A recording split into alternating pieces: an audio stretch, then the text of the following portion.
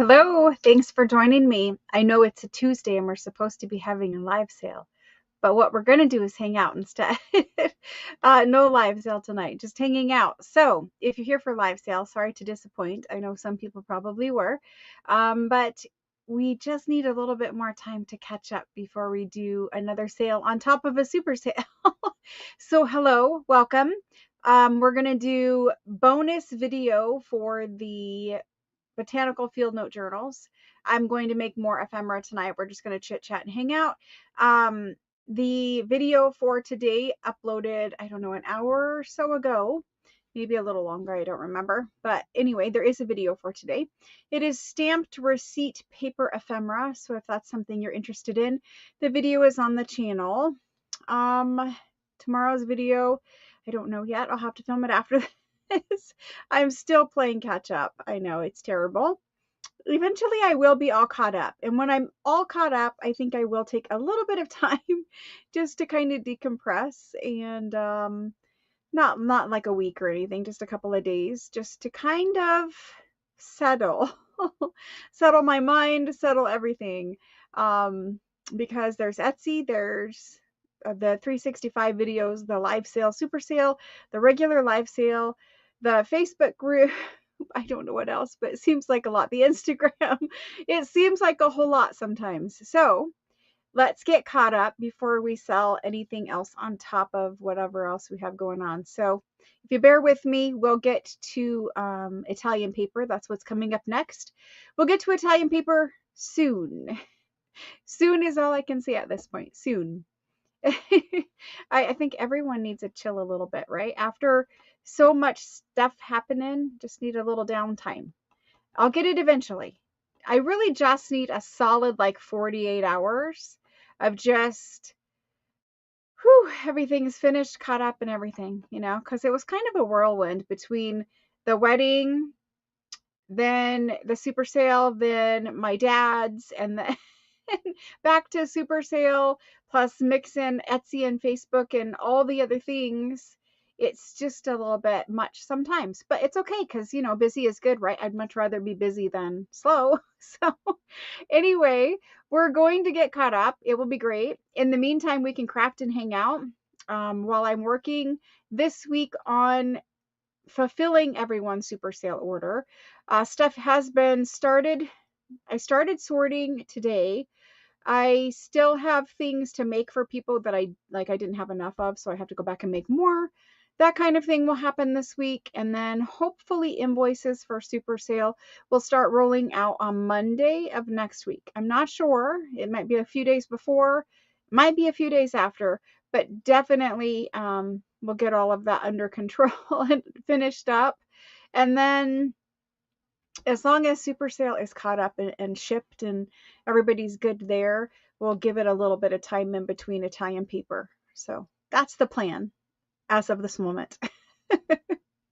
Always have to say as of this moment. It's okay. I'm just, honestly, from my dad's, it's just more like I'm still, because there was still moving things yesterday. We donated everything. There was furniture and stuff that still had to be, because it needed to be picked up from a donation. So that happened yesterday. I even moved some more little, I don't know, moved things around for my dad earlier today. So I am done going over there. Hopefully as of today, I'm done going over there for a little bit and then can start, like the physical exhaustion, the backaches and all that will calm down. So anyway, we're getting there. We're almost done. And we'll get the super sale finished up and then I will take a day to breathe. I think that's the plan. Anyway, guys, guess what? I went to my daughter's ultrasound first thing this morning. I needed, because I live so far away that I needed to leave my house at 6 a.m. to make a 7:50 appointment for her. So she had her ultrasound first thing this morning. She has 20 weeks or thereabouts. And we did the little ultrasound where you can kind of like see, they call it like an anatomy ultrasound. So they're, measuring bone sizes and they're, looking at the heart and the brain and all that kind of stuff, the spine. Everything was good except for the position he was sitting in. we weren't able to see the lower spine area. So she does have to come back in 2 weeks to, have the rest of that ultrasound done. But it was super like cute to just like peek and see him hanging out in there, and he was just moving all around but not in the position they needed him to be in. He was waving at us. He kind of was positioned with his feet like up by his face. It was kind of cute. Anyway, it was a great experience to sit there and see, my grandchild like that. So I'm super thankful that she invited me to go. Her husband was working, so it was nice that she didn't have to go by herself too. So that was good. That was very, very good. I am still looking for a hair appointment to take care of that gray stripe down the top of my head, but all in good time. I don't have time to do it right now. I couldn't do my appointment last week because of my dad's stuff. So very soon I will stop having a gray stripe down the top of my head. For those of you who did not believe how old I was, there you go. There's proof. There's the gray stripe down the top of my head. But maybe next week that can happen. We'll see. It was super cute. And he's definitely a boy. And he's a larger baby. So now they're going to monitor him, see how large he gets, because he is definitely in the 90-something percentile. So a larger baby. Wisdom showing. I think it's exhaustion showing at this point, but very cute. Very cute. All right. So for ephemera tonight, I just want to make either pockets or things to go in pockets, mostly things to go in pockets. Of course, we'll probably make some pockets, but anyway, just crafting some ephemera. And then after tonight, I would imagine we'd be really close to having enough, even for 3 journals like I'm making. So premature blonde. Not any blonde in there, but yeah, I get what you mean. Yeah, so ephemera. You guys ready? Gonna pull out some supplies and craft with me? I don't know if you guys are in the mood to craft on a Tuesday night, because I know we normally do something else, but I figured it's better to hang out and like we can chit chat and whatever, and then Friday it can be more of down to business, like let's sew the signature in. And for those of you wondering, I still have not even looked for a digital. I looked the first time, and I found some, but like I said, there was only 1 or 2 pages per kit that I would find that I actually would use. So I still need to sit down and try to find a digital or 2. I'm okay with purchasing like up to 2 digitals to make 1 journal. It's just, I don't want to buy 3 or 4 or 5 to equal 10 journal pages. You know what I mean? When you start mixing too many digital creators work in, it can kind of be like not cohesive, right? Like a couple journal makers, how should I say this? A couple digital artists work, I think, in 1 journal is okay, but getting to 3 or 4 or 5, they all have their own individual style. And I feel like at that point, you're just mixing way too many different art styles and all that kind of stuff into 1 book. So I just need to look again and see what I can find. If I cannot find anything, then this journal will be, I mean, there are my digitals that are printed in there, but this journal will be the first journal I probably made in a very long time that doesn't have like a specific junk journal kit in the signature. All that to say, on Friday we will sew in whatever signature we have, and we will begin like putting like pockets and filling it. We might end up Friday with a completely finished journal other than like final decorating and that topper. That topper needs to be a video as well as the topper for the blue journal. I really would like to get the blue one done soon. I keep saying soon. It's a longer video. It's going to be at least 30 to 45 minutes to do the topper for the blue one. Even if I like pause and restart and whatever, it's still a long process to make a topper. It's the most important thing really on the cover of the journal. So it just takes more time than 15 or 20 minutes. Hopefully I will get time to do that this week.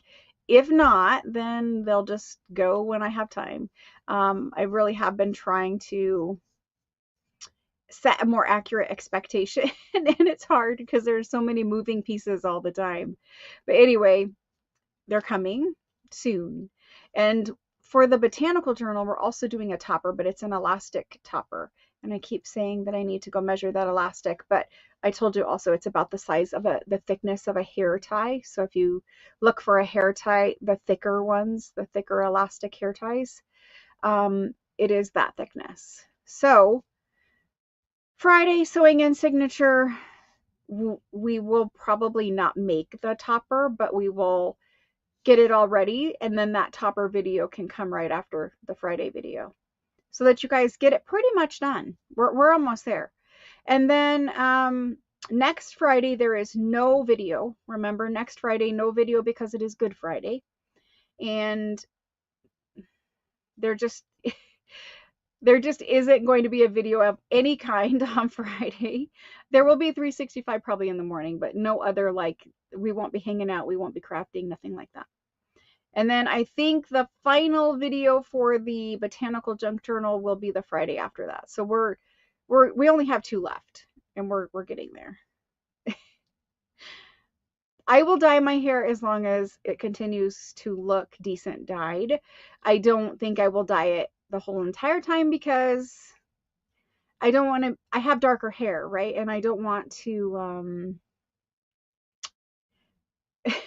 how should I say this nicely? I don't want my hair to not match the age of my face, I guess, is a better way of saying it than how my brain wants to say it. I know coloring your hair is expensive, but I feel like I am not ready to just go natural at the same point. I think lots of ladies look great in gray hair. They do, but I don't think I am there yet. I think give me another 10 or 20, 30 years and maybe I will. I don't know. My mom had completely white hair, and that probably she started wearing it white probably in her maybe 63, 65 range is where she started just letting it be gray. She dyed most of her life as well. So,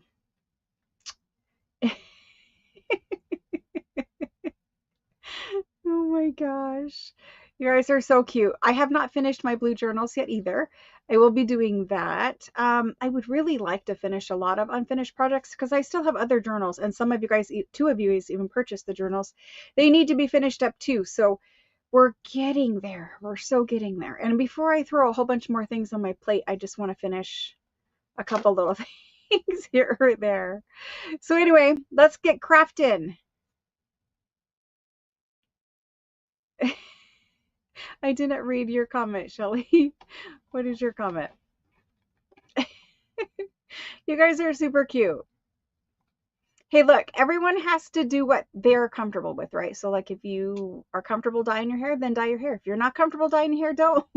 Everybody looks good the way that they want to look, right? So for me, it's just, I know that I'm not at the age where I would be comfortable having gray hair because the thought of being called grandma hasn't quite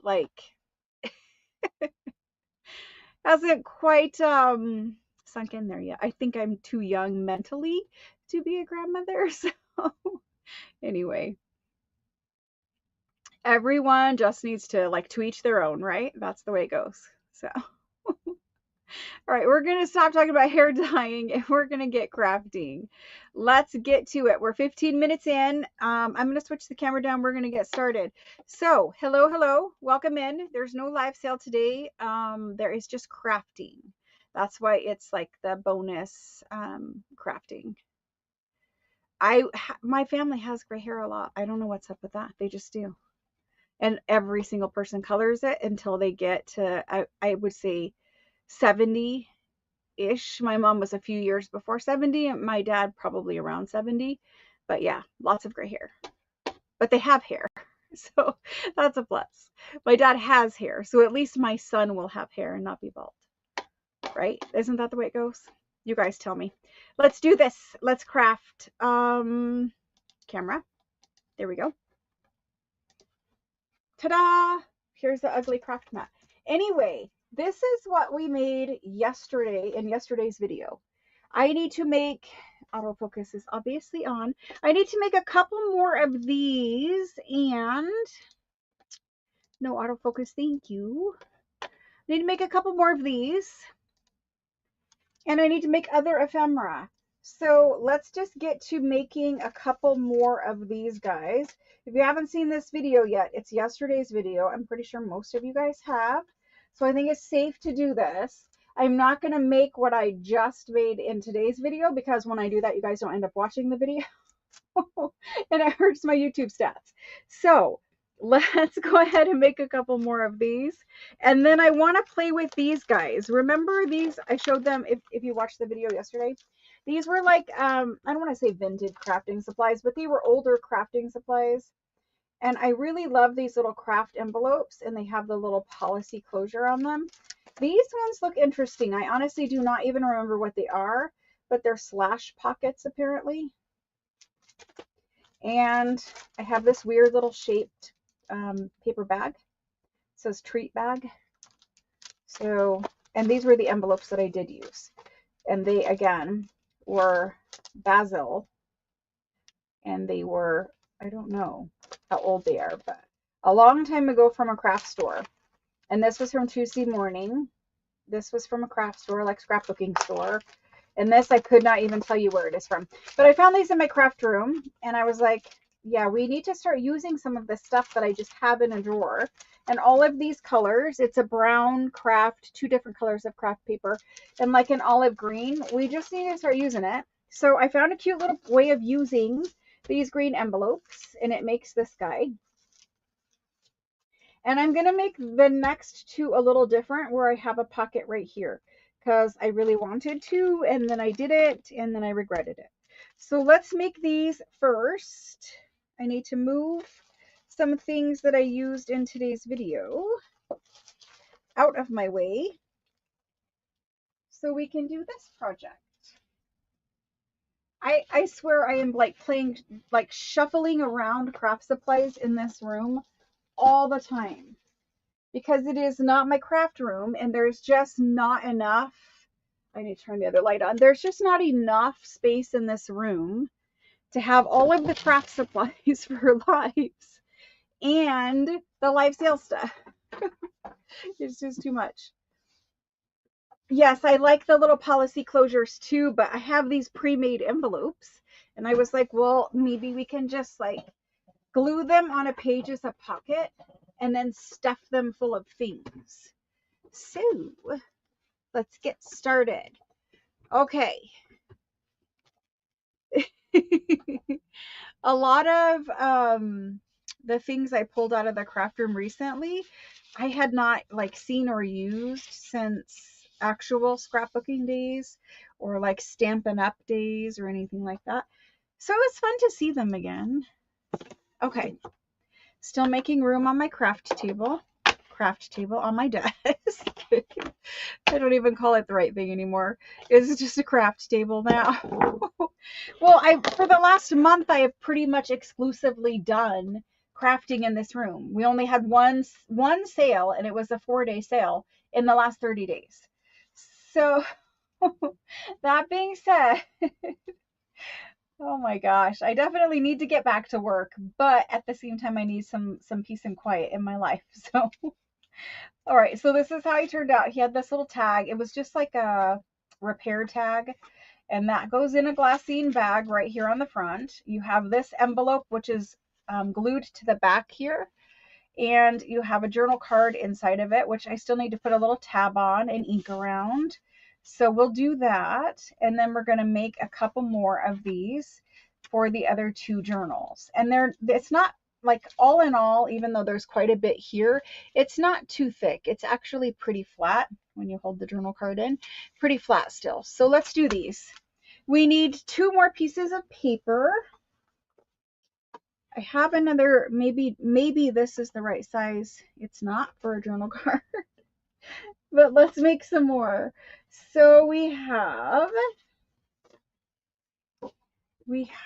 these 2 that we can cut down.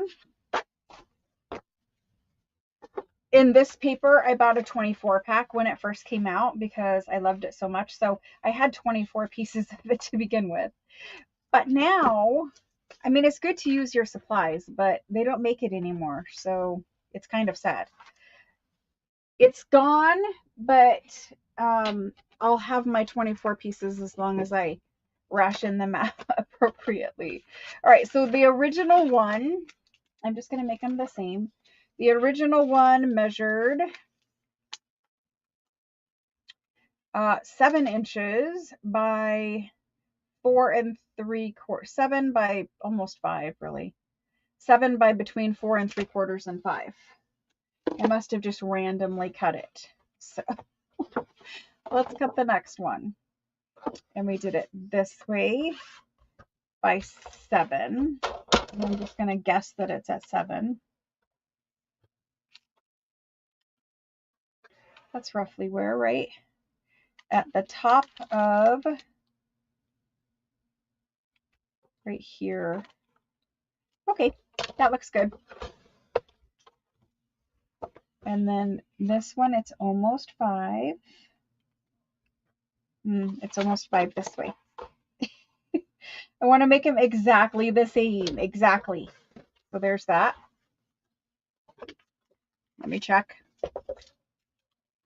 We're a little wider. I don't think it's going to bother me. So I'm going to leave it. Okay. And I have some fun scraps to play with and make my journal card out of. So this one goes this way and he gets cut right there. And then he goes this way and he gets cut right.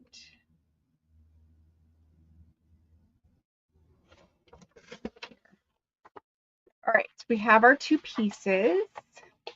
We have our scraps. And we have our original. Good deal. Let's go ahead and get our envelopes on.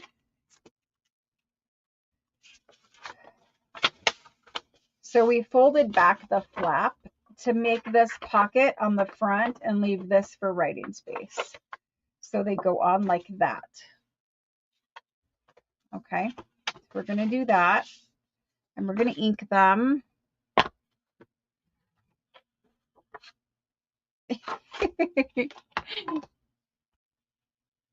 The papers were good. 49 and Market does have some lovely designs. I really, really enjoy their artist that does the papers. But I will say, there's always a but, right? I will say that I don't enjoy every one of the collections, and I think that's fairly normal, right? Like, we don't all enjoy every single thing that Tim Holtz does. We don't all enjoy everything. You guys don't all enjoy everything I do. Like, I think it's just kind of, the companies have to appeal to such a wide audience that some things will appeal more to other people, you know? And so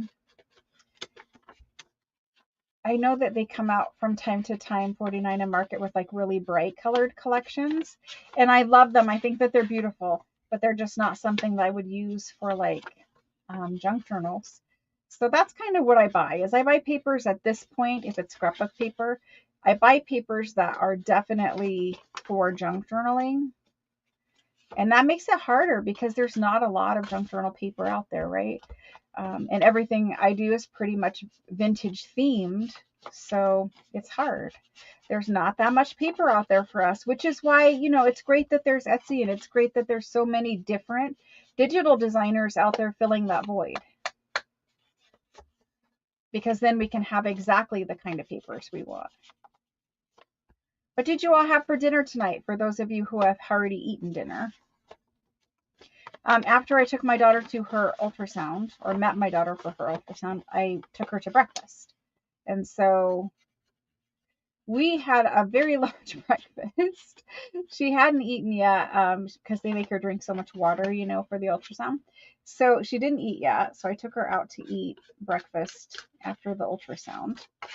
And that was fun quality time too, because that was the first real, you know, time we had spent together since the wedding too. So I got to hear, you know, just like, you know, how things are going, all that kind of stuff, when she's going to change her name, etc. But because at the doctor's, they were still calling her by her maiden name. And so I was just asking, you know, when she's going to change it. And she's like, when the paperwork is done. I was like, okay. I didn't know we had to wait for paperwork, but apparently you do. Just making sure on these darker envelopes that I have it inked well enough to where I like it. Okay, and before we put those on, we want to go ahead and cut the corners. And I said in the video too, cutting the corners of the tuck of these papers, it just helps you be able to slide stuff in and out back there because it is cut down a little bit. So if you have something shorter, you can reach it. So I'm just going to cut both of them together. There is some nice typography right there where I'm going to cut. So I don't want to cut too big of an angle, but I do want it at a slice. And there's those. And let's go ahead and get our card inked as well.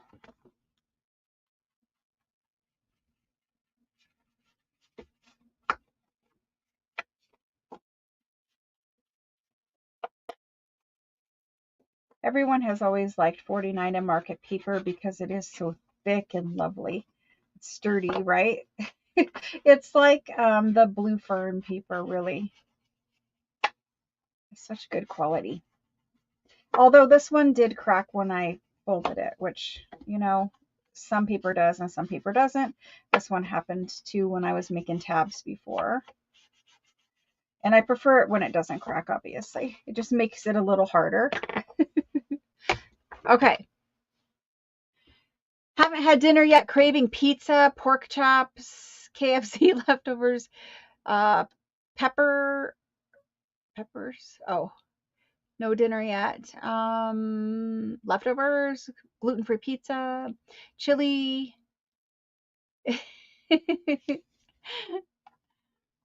Salad and chicken, awesome. Cheddar wurst potato salad, awesome. Pork chops, lots of that going around. All right, so let's get these glued on. Anybody making these along with me tonight? Anybody didn't make them yesterday and they're going to make them today? We will make other things as well, so don't worry if you have already made these or if you are not interested in making them. We will make other things.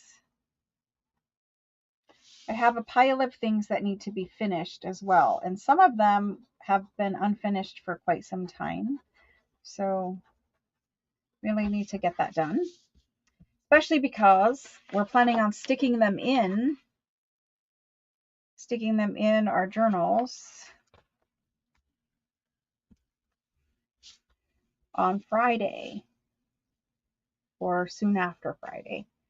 There's that. Just make sure that it doesn't butt up too close and it, you know, it folds nicely. I keep roughing up those corners. Okay, number 2 goes like this. This basil, I think that's how you say it, basil, I don't know. The paper that they use was always the best kind of like cardstock for scrapbooking. I loved it. Had such interesting textures on it too. And these envelopes they're not that cardstock like that, but they're a very interesting texture. I really love them. Don't want it too close. Perfect. Love it. Okay. So there's that and that. Now we need to think about the Glassine bag and making that a pocket this time. On this one, I didn't make it a pocket. It's just glued on. There's no pocket on it other than the pocket it is itself. But this time I want to make it a pocket. So let me grab 2 of those. Making dinner or making this with me. Well, I'm happy that somebody's crafted along. Some of you guys already made yours, and you put pictures in the group. I did go into the group briefly today. Oh my gosh, it's going to take so long to get caught up with all the little notifications and comments and all of that kind of stuff. But trust me, eventually I will be caught up. So the first thing I need to do is ink these bags. I do think that the glassine looks so much better when you ink it, just like you would ink a normal piece of paper. And also we folded them back. So I need to fold them back also to make them shorter so that our tags stick out. And I hope that I have 2 tags in here. I probably do. We'll look.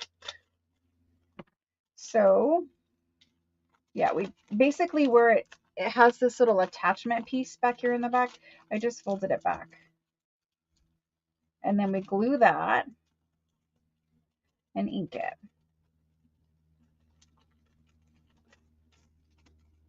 Kind of like a little mask make, kinda. We have one and we're making 2 more. I just really wanted to hang out with you guys. I have missed you guys a lot, and I wanted to say thank you for all of the support, and thank you for understanding that, you know, like my dad decided when this was happening, and he decided it was happening now, and you guys were cool with it, and I really appreciate that.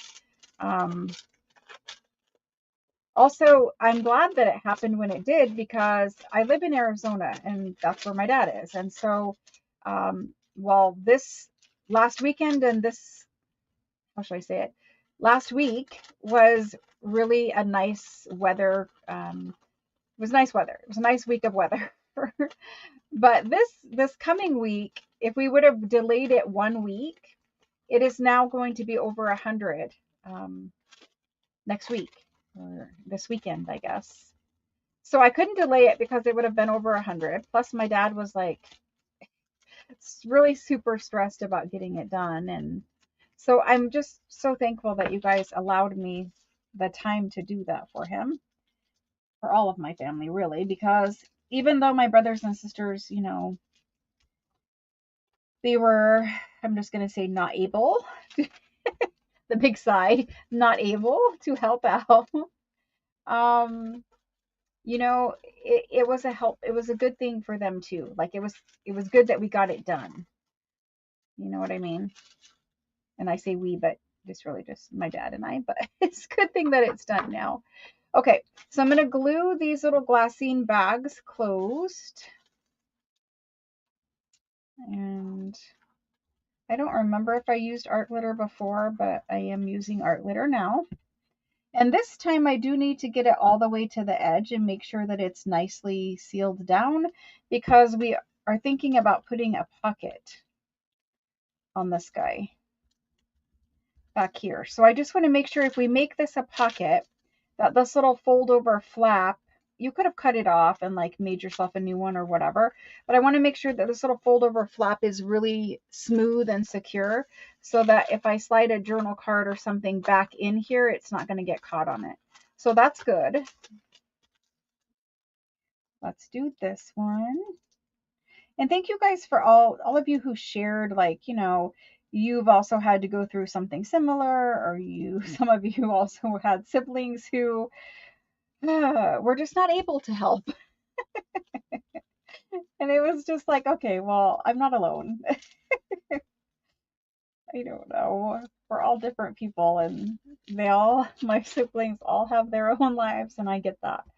But just thank you for sharing your stories about it too. Like, you know, it's not fun. Nobody enjoys that part of life, but you know, it was good to get it done.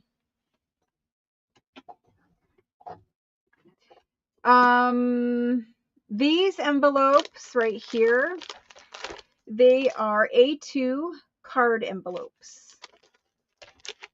A2 size green envelopes. And here are 2 of the little tags for those ones. And we need to ink those quick.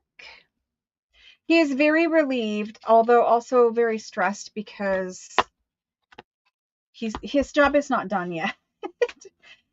The part that we could do on our own, you know, like that, it is done. However, he just has some other things that he needs to take care of. And so, you know, he's also feeling exhausted like I am, but he's much older than me, obviously. And so he is a little overwhelmed right now, and he just needs a little bit of time to, you know, physically rest and get over all of that. You know, it's different. It's stress for him as well as the physical part of doing stuff. And even though he, you know, was told he doesn't have to do anything, or not to lift that, or not to do that, or whatever, you know, he's an adult and he does what he wants to do. So he is physically exhausted from just, you know, his change in routine alone was a lot for him for the last week. So, you know, it's a lot for everyone, but he'll get back to his normal schedule soon enough. And then there's just, you know, some smaller things that we need to figure out together. And then after that, I mean, there's always going to be things, right? So, but at least this part was done. This part was the holdup. This is what needed to happen first. And it was the most daunting, long task. The rest are smaller tasks that can be done, you know, one at a time as people feel like it, kind of a deal. And so I've inked my little tags up. We've inked our bags. All of that is good. We need to find the, we'll put the focal points on these here in just a minute, but let's figure out how we're going to attach them to make a pocket on the side. So this is our envelope flap. We're going to attach this glassine bag on here. These little glassine bags, I have like a million of them. And they're a little bit wider. They're a little wider than this piece of paper right here. So I kind of have to like zhuzh it over a little. It overhangs just slightly, and I'm going to zhuzh it over as much as I can on the right side over here so that this doesn't overhang too much off the envelope. But I do want to make this a pocket this time, which means I need to run a bead of glue. So I'm going to glue this guy on, and I'm going to glue at the bottom here and up this part and over here. But I need to glue on the paper and not on my envelope or on my baggie, because my baggie is going to overhang this edge right here. And if you add glue on your baggie, then it's going to seal this shut because it's going to overhang and it's going to touch this back piece back here. Hopefully that makes sense. So you're going to glue this piece on this edge. Let me just do it, and then I think maybe it will make more sense. So we're going to glue down this side, and I didn't know exactly how high, but we're going to add some glue there, and that's the back part of our baggie. And then we're going to add glue across the bottom of your bag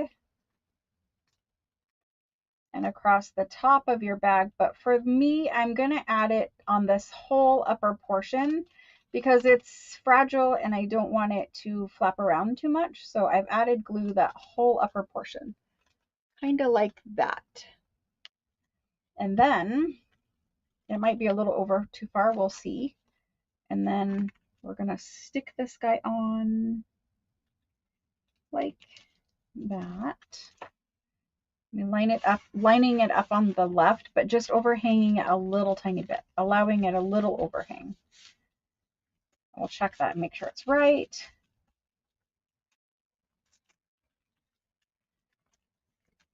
Okay, so we still have an envelope here. I didn't seal that shut, but we now have a pocket back here. You won't really be able to see it, but there's a pocket back there. So let's make sure, first of all, that something can go in there and be good. I won't use this piece, but I just want to make sure. Yes, it can go in there. It's all sealed in and it's good. Okay, let's do it one more time. Let's do it one more time. It's going to be like a little hidden pocket, really.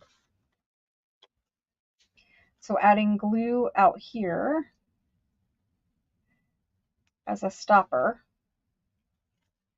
and then adding glue all over the back of this. And this bag is like folded incorrectly, but I'm just going with it. And then glue down here. on this one. And then lining it up, kind of, sort of. That one moved a little bit. I'm getting that glued down.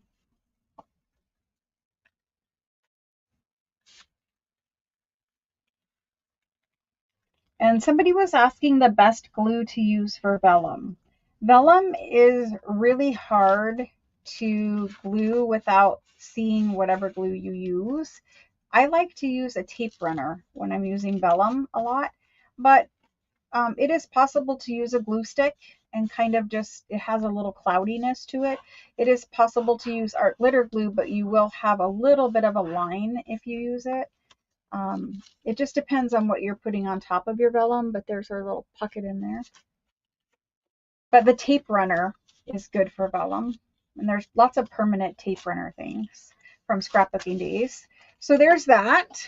Let's cut something for our journal cards, which we're going to use the same scrapbooking paper. And then we're going to use something different to go back in that little side pocket.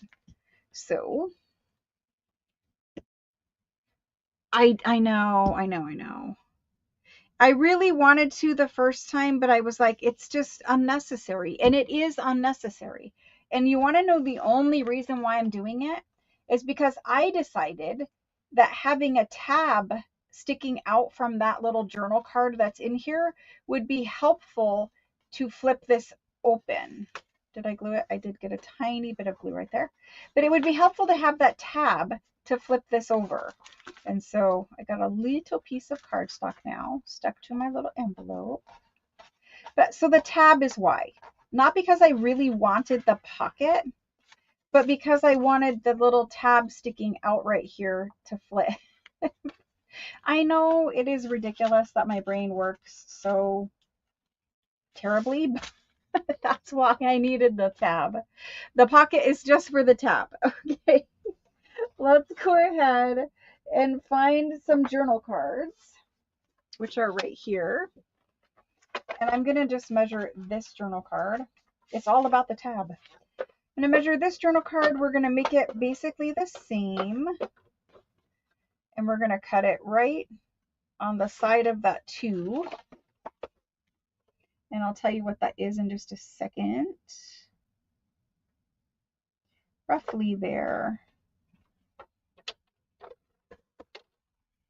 Looks like it's about 4 1/4-ish. Yeah, it's 4 1/4-ish. Okay, one more.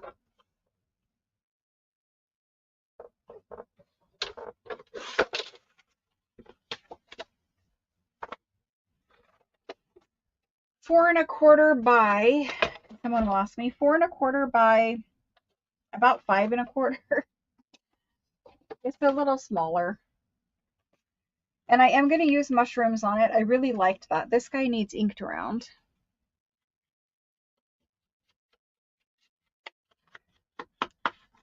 And I really do need to replace this guy. He is just crumbing on me every time I use him. And he's not really letting a lot of ink come off either at this point. And you know that is just, it's time. It's time. You're working too hard to ink around your project. It's time. Time for a new little blendy guy. So there's that. And I guess we need to ink back here also, because it is just really writing space.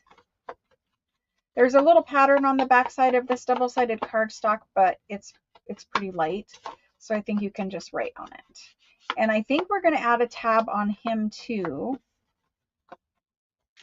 He goes back in here. And I think a tab would be nice. If you don't have these envelopes, certainly you could make your own envelope. I think that's what you guys are talking about doing.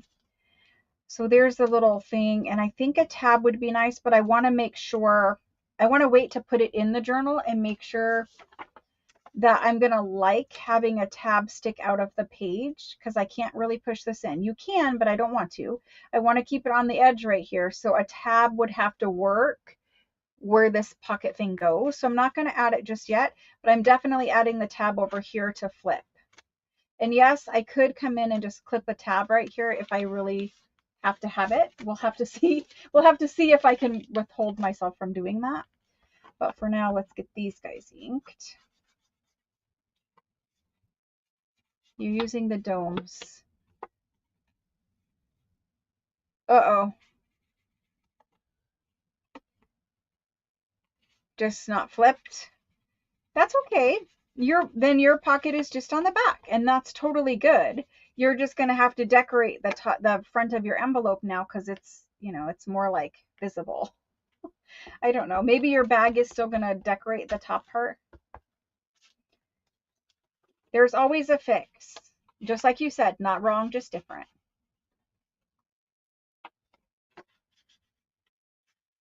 I was just trying to create more writing space in it because otherwise you would have had to decorate, or at least I would have had to decorate the front of the envelope, and then I would have lost the writing space inside.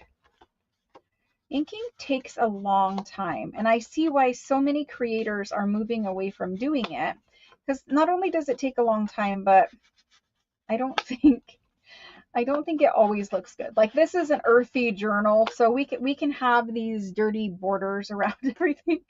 You guys know I think it's dirty looking, but I don't love inking. You guys know this. Okay, mushrooms for these. Mushrooms are right here. So I am going to have to use that one today because I am. And maybe this guy here. And basically, I'm just choosing larger mushrooms. There's this one.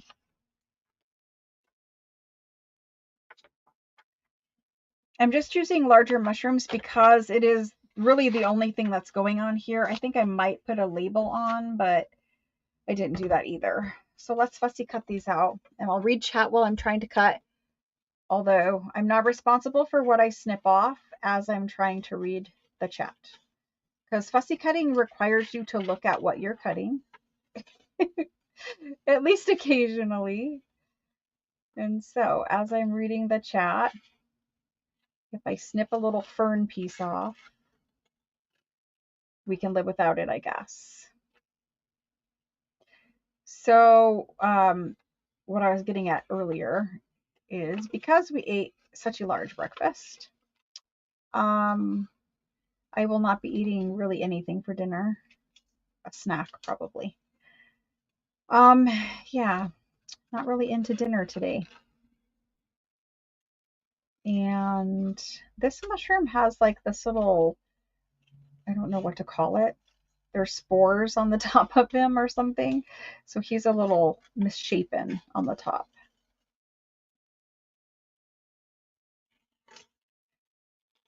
These mushrooms have definitely come in handy because, they're just a good size for a lot of things I've made so far. And I do want to use more flowers and people. And so I think we should make some other ephemera tonight with like photographs, like antique photographs, different kind of focal points than what we've been using. Because right now everything is same, and I need a little more variety in the ephemera. So I think I'm going to leave all this white in here because I don't feel like cutting it out. But we'll ink it and it will blend in. And then I think I'm going to use this one. Or I might need the red. Let's put the red on there. It's just so bland when it's a brown mushroom on such, like, it's olive green, but there's not really a lot of other color going on there. I know so many of you guys love inking. I know. It's just, I think that so many creators are getting away from doing it because it takes so much time. Think about how much more in those 365 videos I could accomplish if I did not have to stop and ink things. And yes, you could pause, but honestly, it takes nearly as long to pause and restart the video as it does just to ink the things, right? So it's just, I don't know. If I have to stop and pause every single time that I ink things, I will be also annoyed. So it has to be enjoyable for me to do it. The whole videoing part, that's not my favorite part. It does not come naturally, and it is not my favorite part. So I'm going to cut this little bit of fern off. It just doesn't really look like it needs to be there. I don't know. Inking is good for this journal because it's botanical and field notey and whatever, but I don't like inking everything. And in the shabby journals, I really don't like inking at all. And if I do the vintage linen because it's lighter. I don't know. It's a work in progress, my inking. It's about there with the same love of fussy cutting. I don't love fussy cutting and I don't love inking. I will do it, but I'm not the person who's going to sit down and be like, I'm going to fussy cut this entire book of flowers. I have, but I have to really be in the mood to do it and also have the time to do it. And I no longer have the time to do that. So I don't. This guy needs inked just a little bit down here to blend in some of the little white bits in between the fern bits. So he's good. Right there. I'm going to give that stalk just a little bit more color. Perfect. And let's do this guy. Yeah, there are people who love inking. There are people who love fussy cutting. I'm just not one of them.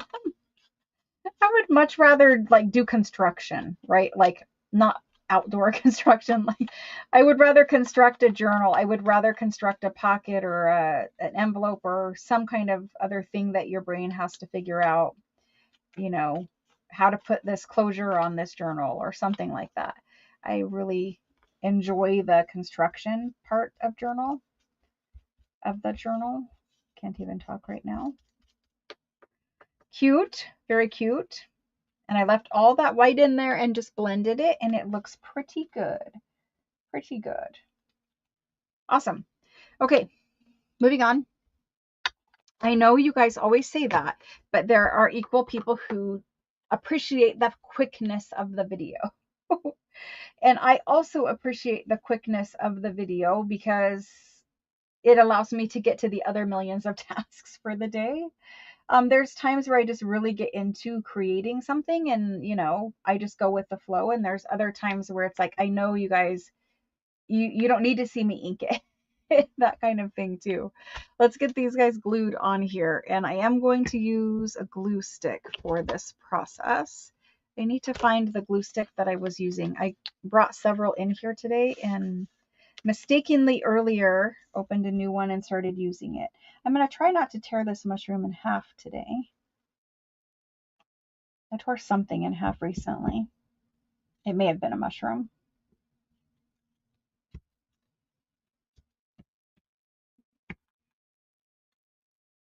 I think they do need labels on them, the little mushroom journal cards.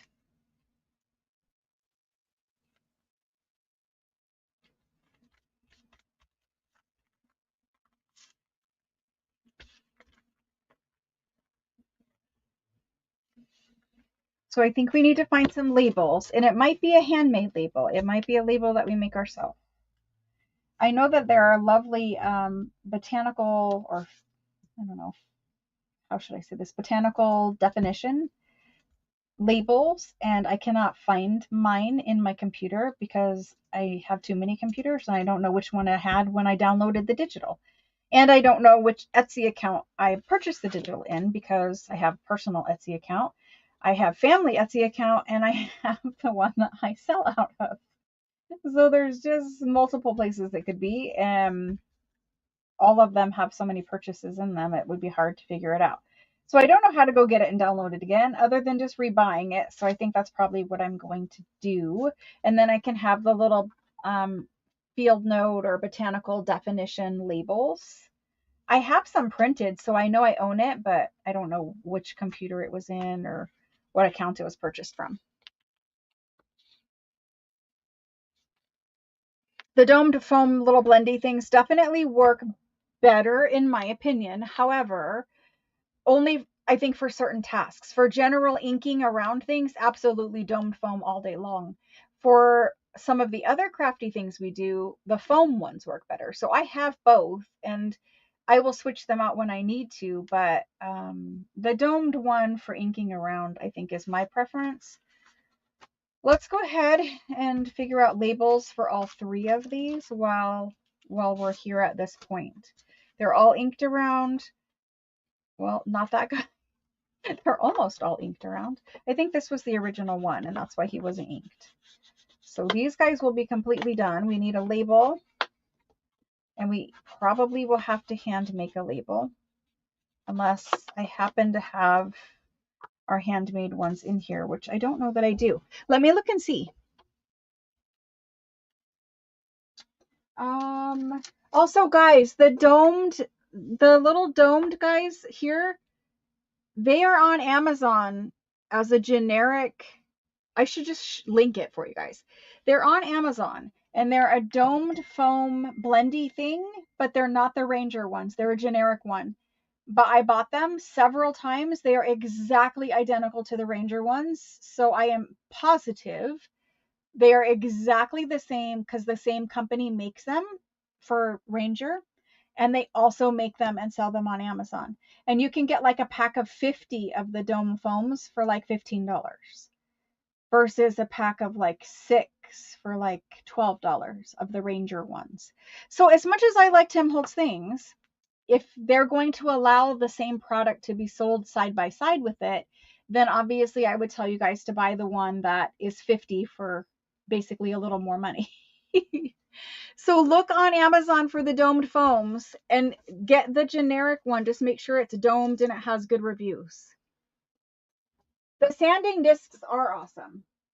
They are definitely awesome. Okay, so what was I looking for back here? I was looking for labels. Did I bring them in here? I did not bring them in here. So I don't have the little handmade labels that we made before. So we're going to have to hand make some new labels for ourselves. And it's a good thing that I have stamping things in here because we're going to just stamp some labels. So I have been using this a lot, and I do want to continue to use it because I love it.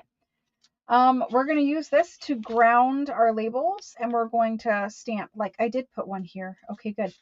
Well, we're going to stamp some more labels. Can't even remember what I did in the videos. For these guys, though, I happen to have sample stamps, which I just dumped some on the floor. This guy I stenciled a number on, but I happen to have sample stamps. Hang on just one second, guys.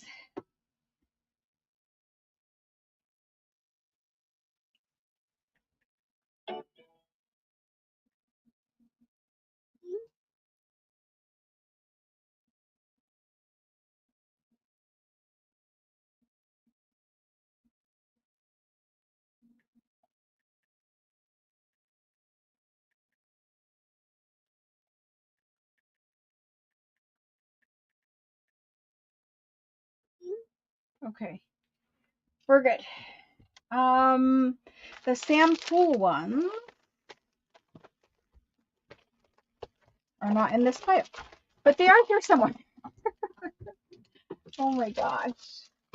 I have too many piles of stamps in this room right now. Because today's video was stamping.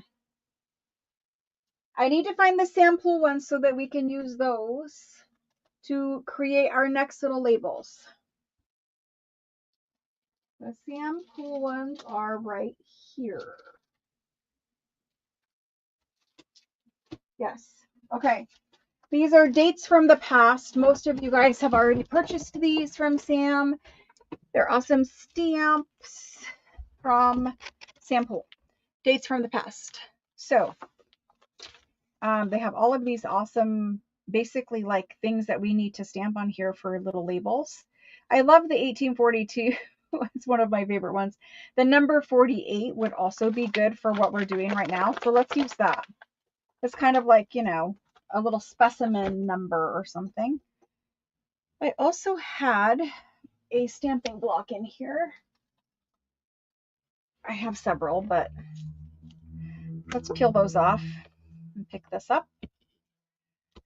And I'm going to stamp it with ground espresso, or not ground espresso, scorched timber. Scorched timber is the one that I use instead of black. When I do black, it's too cold. Do you know what I mean? Like warm colors and cold colors. The black soot is definitely a black. I don't know how else to explain it. It's very, very cold black. And I would prefer something that looks like old ink. And the scorched timber looks like old ink. I have shown you many antique documents where the ink is this color. It's not black. So while there is a place for black soot, my preference for creating like antique looking things is definitely the scorched timber. Okay, and I have a bunch of mini scorched timber ink pads. I was going to put them in a kit, but we have too many people now, and I don't have that many scorched timbers. So I have like 30 something scorched timber in mini ink pads from Tim Holtz, and I need to find a purpose for them, like a project or something where I can put them in as a kit or in as a little kit or something. The little label is too big, but I love it. So I'm just going to tear it down ever so slightly. Much better. I don't know if I want to tear it any more than that. I think I might leave it like this and just find a place for him. Very cute. Love it. I could have done a little better stamping, and then I would have a little extra paper to play with. If you got a kit, these little papers are in your kit. These little craft looking graph papers, they're in your kit. Very cute, but a little too big right here. And yes, I am very, very fussy. I know this. And this one is just a small little label. Just a small little something. So after looking at that one, I am going to tear this one. I just said I was fussy. Now you guys know. You didn't know before. Okay, there's that. With the stamps, make sure that you guys put them right back because they're small and you will lose them. Ask me how I know because this is my second set.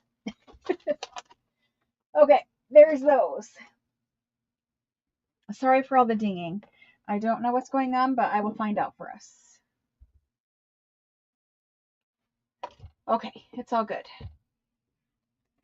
From here, we need to ink around these, and I would really like to ink them with the scorched timber, and I have a foam in here. This is a foam, and it has scorched timber on it from stenciling, and instead of taking the time to put it on the blendy thing, I can just squish it in my fingers and get ink everywhere and go around the edge.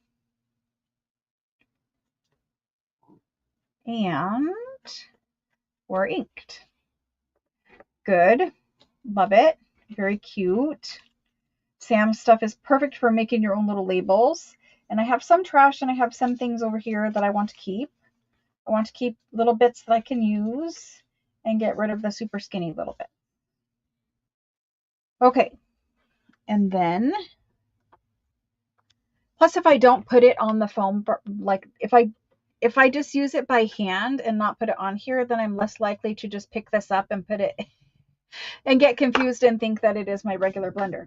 Those are good. Let's glue those on. Where's my glue stick? I usually do, yes. I am extremely picky about that. However, I did it then and it was hard for me. It was really hard for me. However, I have been stamping today and I have some that already are dirty. So I know that I use this one and I will clean it pretty soon. These are the water reactive inks from Tim Holtz, so you can clean them later and they're still okay. Most people probably don't care about that cleaning part, but to me, I do care about it. I want to make sure that my stamps are clean. It does nothing. It's not harmful to leave them dirty. It does nothing. It's totally fine. It's just whether you like it or not, whether you like it clean right after you use it or not. So there's the 3 that we did of those. The sample stamp I think is better than the little stenciled number, but it's also cool. It's just different. And so we have this one that goes in here. And like I said, we'll probably put a tab on those later.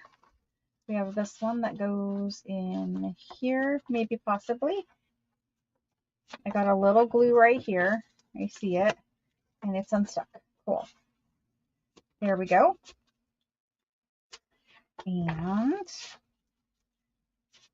also got glue there. Cool. It didn't get very much, so it just popped right open. There's those. From here, we need to do some more decorating on our tags and our bags, but we also need to create those journal cards that go in the side of these two. For this guy, I definitely could put a little tab right there, and I'll have to think about that. But for these two, let's find the little journal card that's going to go in here. And it's just something small. In fact, let me see about like an index card, or it could honestly be the back of something. The bottom part of something can go in here. I know you guys don't know what I'm talking about, but let me find something that can go in here. And I want to put a tab on it, but even like a little Tim Holtz photo. Even a little Tim Holtz photo would be good in there.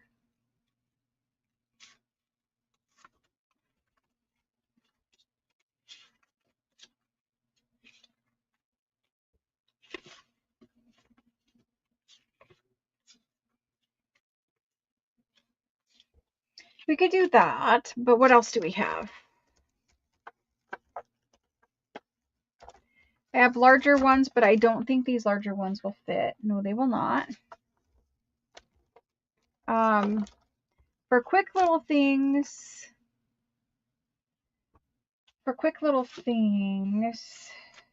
they don't want to take forever on these either. The only thing that I didn't like about it is that it went in just a little bit too far, but we are going to put a tab on it, so I guess that's okay in reality if it goes in there a little too far. Let's just use these and put tabs on them.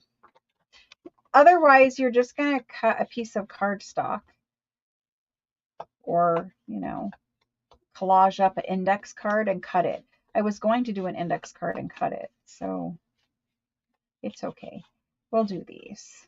These are just friends of hers because my journal is from the journal I'm making, the 3 of them. They're from a female botanist, and she's just keeping her memories as she's out in the field doing her studies, her work, studying the flowers or the insects or whatever it is that she's studying. And I'm just going to ink around the backs of them. This is a faster little make here. So these are her friends, her relatives back home that she pulls this little photo out and looks at them occasionally, remembers them. I think it's kind of creepy when people have like whole backstories like I'm just telling you guys. Sometimes I watch the videos and I think it gets a little creepy. And I'm starting to head down that direction with mine. This is a little crumb off of my brush. But so I'm going to quit with the backstory, but we can put these in here. It's okay. Later on, I want to make more ephemera with the photos and that kind of thing because I want to tie that more into my journals. For tabs, I have these papers. Everyone got some of these in their kit, and you could have used them for collage. You could have used them any way that you wanted. But I was thinking they would make nice paper to glue to a file folder and make a tab. So really this one on the front is pretty good color. It's a pretty good color because it's got that olive green in it. So we could use that for a tab. Unless there is another one that like just says use me, use me. They're all so good. That one's good too. We might use that one. Because it's got this back here. I think we're going to use this because it's definitely like here I am a tab. You're not going to miss it. Plus, all of our mushrooms had red on them. So let's use that one. It's kind of a reddy orange. And so, because this is very thin, collage paper, I normally have a file folder somewhere around here that I can glue things to and then punch them out. Where that file folder has gone at the moment, I don't know. Let me get up and look behind me. And then we're going to play with some Edith Holden and some eco-dyed things. What do I use to copy dye? I use coffee. Just coffee. I need a scrap file folder. And I have other file folders, but I want to use the scrap that I was using. Don't want a new one. There it is. Okay. These are Tim Holtz people cards, and they measure, I don't know what they're called, found relatives, lost relatives, something like this. And I don't have the package in here, else I would really tell you. These guys measure 2.5, but if you're going to cut a piece of cardstock, I would rather you cut it a little over 2.5, so somewhere between 2.5 and 2 3/4, because honestly, these are a little bit small on the width. So they measure 2.5 by 4. That's what this measures. The 4 inches is a good size from top to bottom, but it could be a little bit wider because these are a little bit narrow for me. What are they called? Found relatives. There's another package sitting next to me. Found relatives. So this is a piece of file folder. File folders are awesome to just use as you can construct journals out of file folders. We'll be doing that later in the year for a cover, and you guys will see me do it with the Italian ones. They also just make great, sturdy it up kind of things. I'm going to glue this to this, and then we're going to punch some tabs. So if I slide that out of the way, I'm going to glue this paper on here. And I probably don't need to glue the whole thing, but I might as well. And I might as well just punch as many tabs as we can get. Or maybe I will leave it in case I need some circles for a policy envelope or something else. But it was made to be collage paper. It was thin paper. And so I don't want the ridges, really. You know how the bottoms of file folders have little ridges so that they can expand? I don't want to get it on that. But there's that.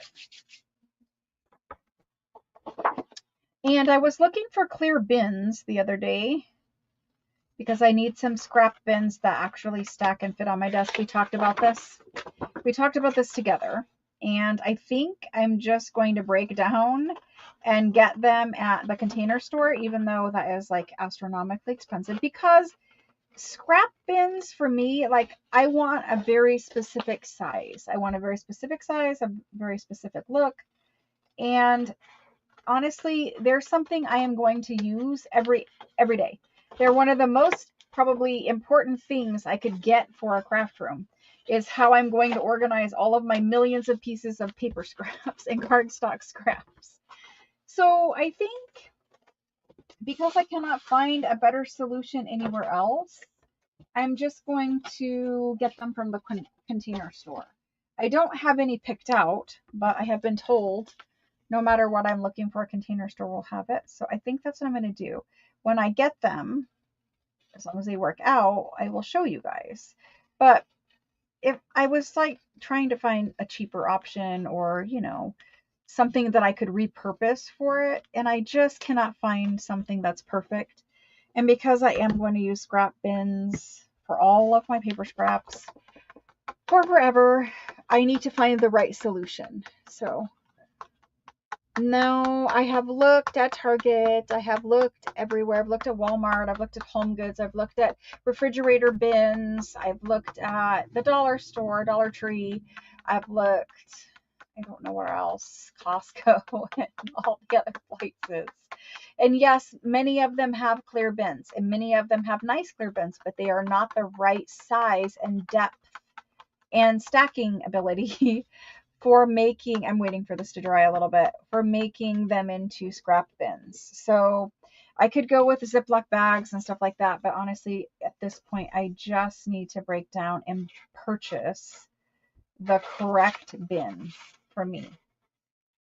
And so I'm going to keep these flowers going the right direction. I pinned and hawed and I'm going to keep the flowers going the correct direction. I mean, I don't like the Container Store prices either, but I'm going to cut a third one. I'm going to see, I don't think I can get it here, but I'm going to cut a third tab just in case I want a tab. That'll have to be for circles on the other one, which I'm pretty sure I am going to put a tab on it, but we'll see. So there's that. And these can get inked quick. They don't need much, but because I'm very frustrated with all the paper scraps everywhere. I've used gallon Ziploc bags before. I have these gigantic tubs that I got at IKEA, and they work lovely and they stack the way that I want them to, but they are too big. They have a lot of plastic that go around the sides of them, and then there's a center well where you put your scraps. And because the extra plastic around the sides, it just takes up too much desk space. They're too big. I need something that is smaller than that. This one has a little extra piece of paper right here.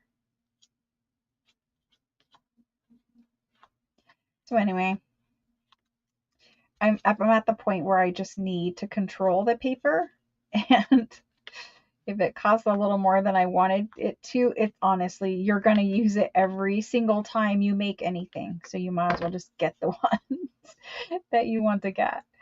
So that's where I'm leaning, and I'll show them to you when I get them.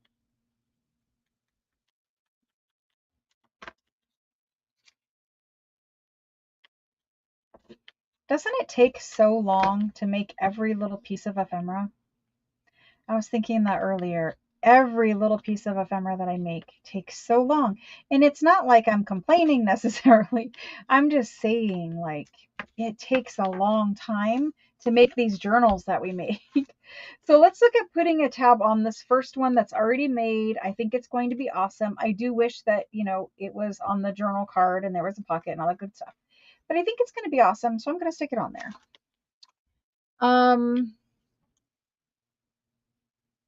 It does smell like coffee.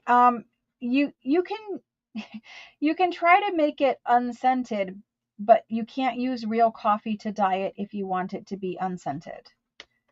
If you want it to be unscented, I would tell you to use like a brown dye, but it's not going to be the same as coffee dyed paper.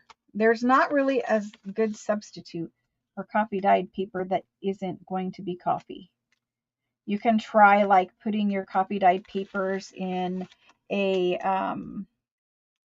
container with like a fabric softener sheet that you like or something like that and see if it helps if you're sensitive to the coffee smell. But honestly, the coffee smell fades pretty quickly.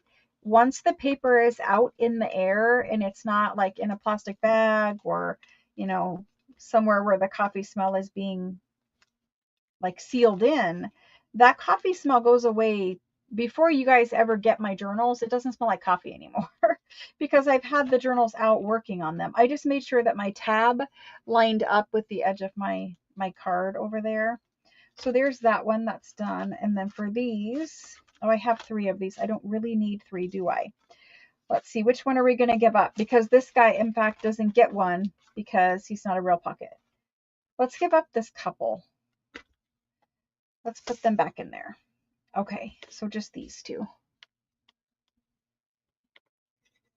Is it the smell that you're worried about because you're sensitive to smells?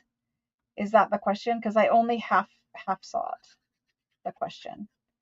So if you're sensitive to smell about anything, using a fabric, putting it in a bag, I just got glue everywhere. Putting it in a bag with a fabric softener will definitely help if you like the smell of your fabric softener. If it's all smells in general, you're going to have to use some kind of colorant that is artificial, that doesn't have coffee in it. Because they use coffee for many things because of the smell. I don't think you can get rid of it necessarily. I need my glue eraser. Okay. Doesn't like the coffee smell? Well, you can rest assured that that paper is not going to smell like coffee after being exposed to air for a little bit. Because there are many people that, because I don't know if you were around when I told this story, but I used to have coffee dyed paper for sale in my Etsy. And in fact, that's how my Etsy started, was coffee dyed paper. I made a lot of coffee dyed paper, like 100,000 pieces of paper. Anyway, and some people would message me and they would want more coffee dyed smell, more coffee smell in the paper. And there isn't really a way to artificially get that. So it just loses its smell after it's been exposed to air for a while. And other people, like, people's noses are very different. Some people are very sensitive to smell and can pick up everything. Like, they smell every little smell that there is, where I can't smell hardly anything. It has to be very strong before I smell it. And it's just like, I don't know what happened. I think women in general are not as sensitive, but not all women. My son can smell everything. He can smell, and I think men are like that. They can just smell every little thing. So the tab is back there pretty far, but it's okay. You can kind of leave it out, cheat it out a little bit. And I think that makes me happier, like that. So it's lined up with the edge of my thing. But see how the tab works now? See why we needed it? We need it to go like this. And then it's not just pretty. There is a, picture in there that is also a journal card. So those are cute. Nice story. Well, I dyed a lot of paper, if that's the story you're talking about. But I don't dye it anymore. I have some that I've had dyed for a while, but I don't dye it anymore because I don't have time to dye it. But some people, they would leave reviews on Etsy, and some people would leave a review that they were mad that it didn't smell like coffee, and some people would leave a review and they were mad that it did smell like coffee. And everybody's nose is different, and so some people were very sensitive to the smell, and it was so overpowering to them. And other people couldn't smell it at all and were unhappy. And it's just like, you can't fake a coffee smell, right? Like, you can't spray a coffee smell on there or something. It's not perfume. So I don't know. People are different, right? They're just different. Let's decorate the tops of these. Get this done.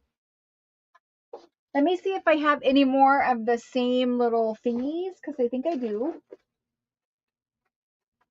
And we need to use those because I don't know where else I would use them. I know there's more in here somewhere. And I don't want to get out the whole entire thing, but I'm probably going to have to.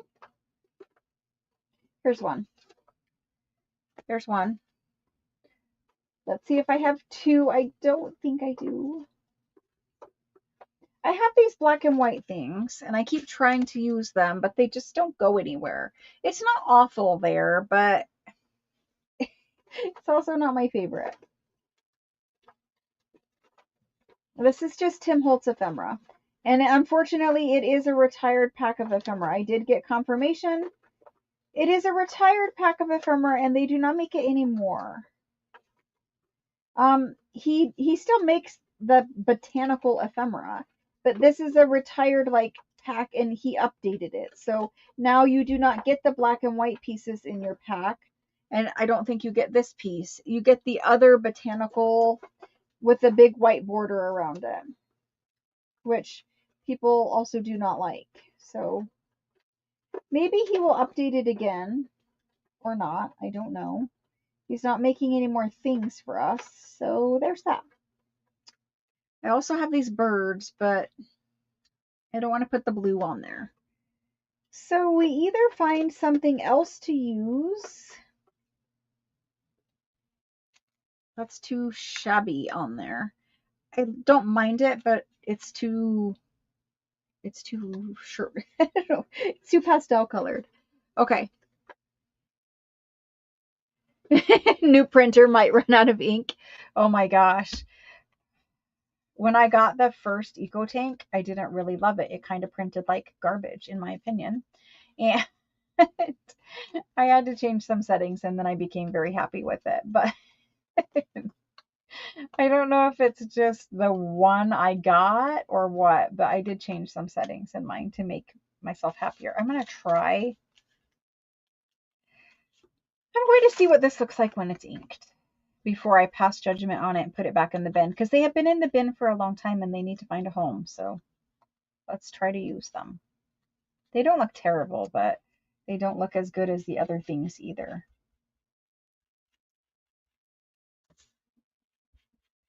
They're not very colorful. So in this case, we have a black label. For this guy, he's going to have some kind of colorful label. I like the layers because you can kind of wipe off a little too much ink and it's very forgiving. You have a little white spot right there. And you can also use those Tim Holtz crayons on them too. I think it's okay. We're going to do it. We're just going to get some more color with a label down here. Let's see if I have the same or similar little black, sorry, that was loud, little black label in this bin. Selective smell. I can't do people with very strong perfume either. I am sensitive. I have migraines a lot. And so I don't like the super strong smells. They kind of give me a migraine. And I do wish that more people were conscious of how strong their perfume might be coming across to other people, because there's often times where it's just so overpowering that I can't even stand to be in the elevator with you, and it does give me a headache. And I know that, you know, that's my problem, it's not their problem, but I do wish people would kind of like just maybe be aware of how strong perfumes can smell to some people. I don't wear any perfume or anything like that because I am sensitive, but you know, there's a lot of people where it legit, like if it gives you a migraine, you could be out of work, and you know, you might not be able to afford to be out of work or something. So I'm just saying, like, I know all of you guys are kind and you would never be like, "Oh, who cares?"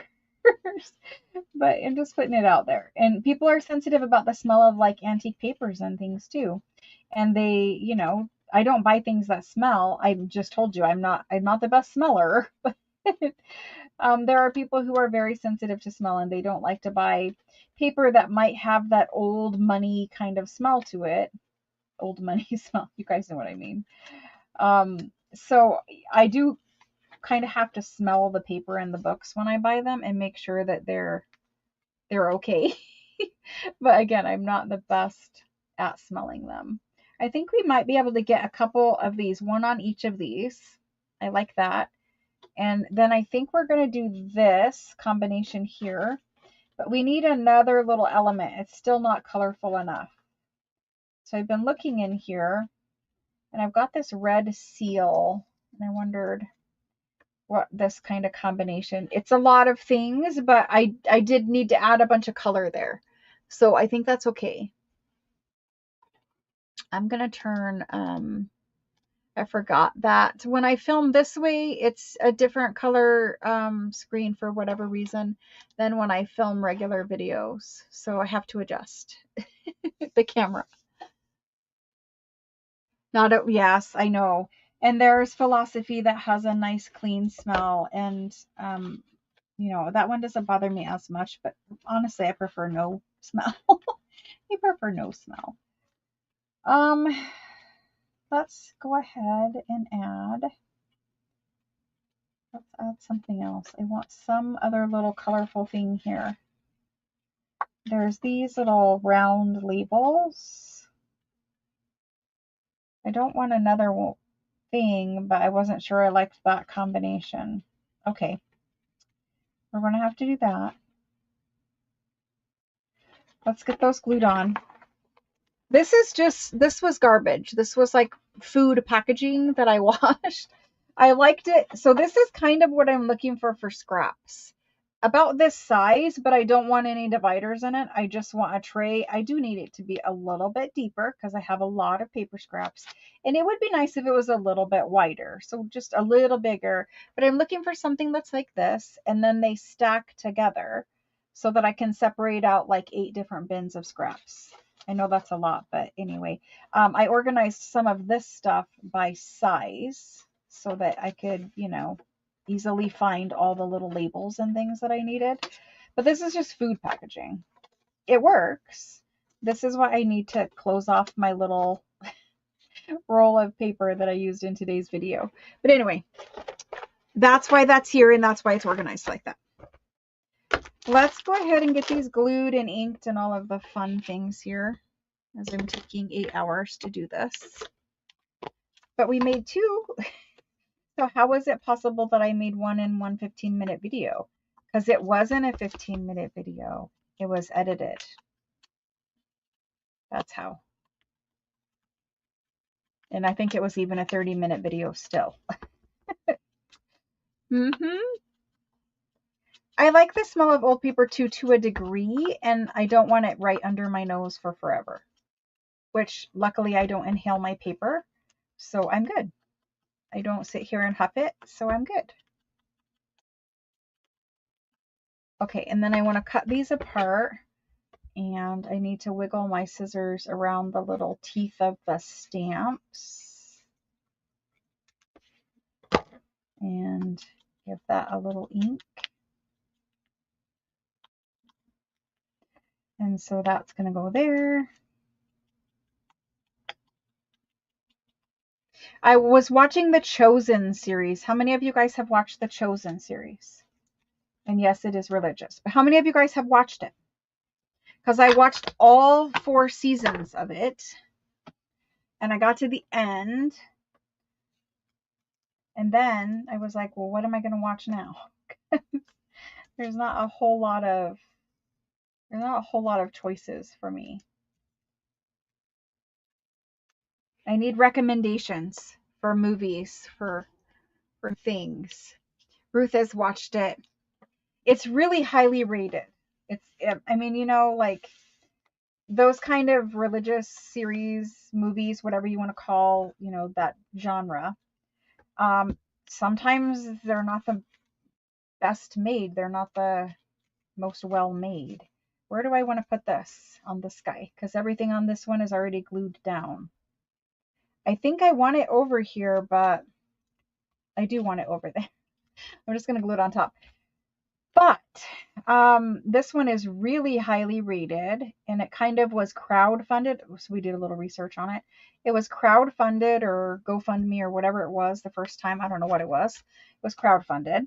And what is the other Kickstarter? There's that one. It was crowdfunded, and it did so very well that, they're still doing it, and they're doing other ones now.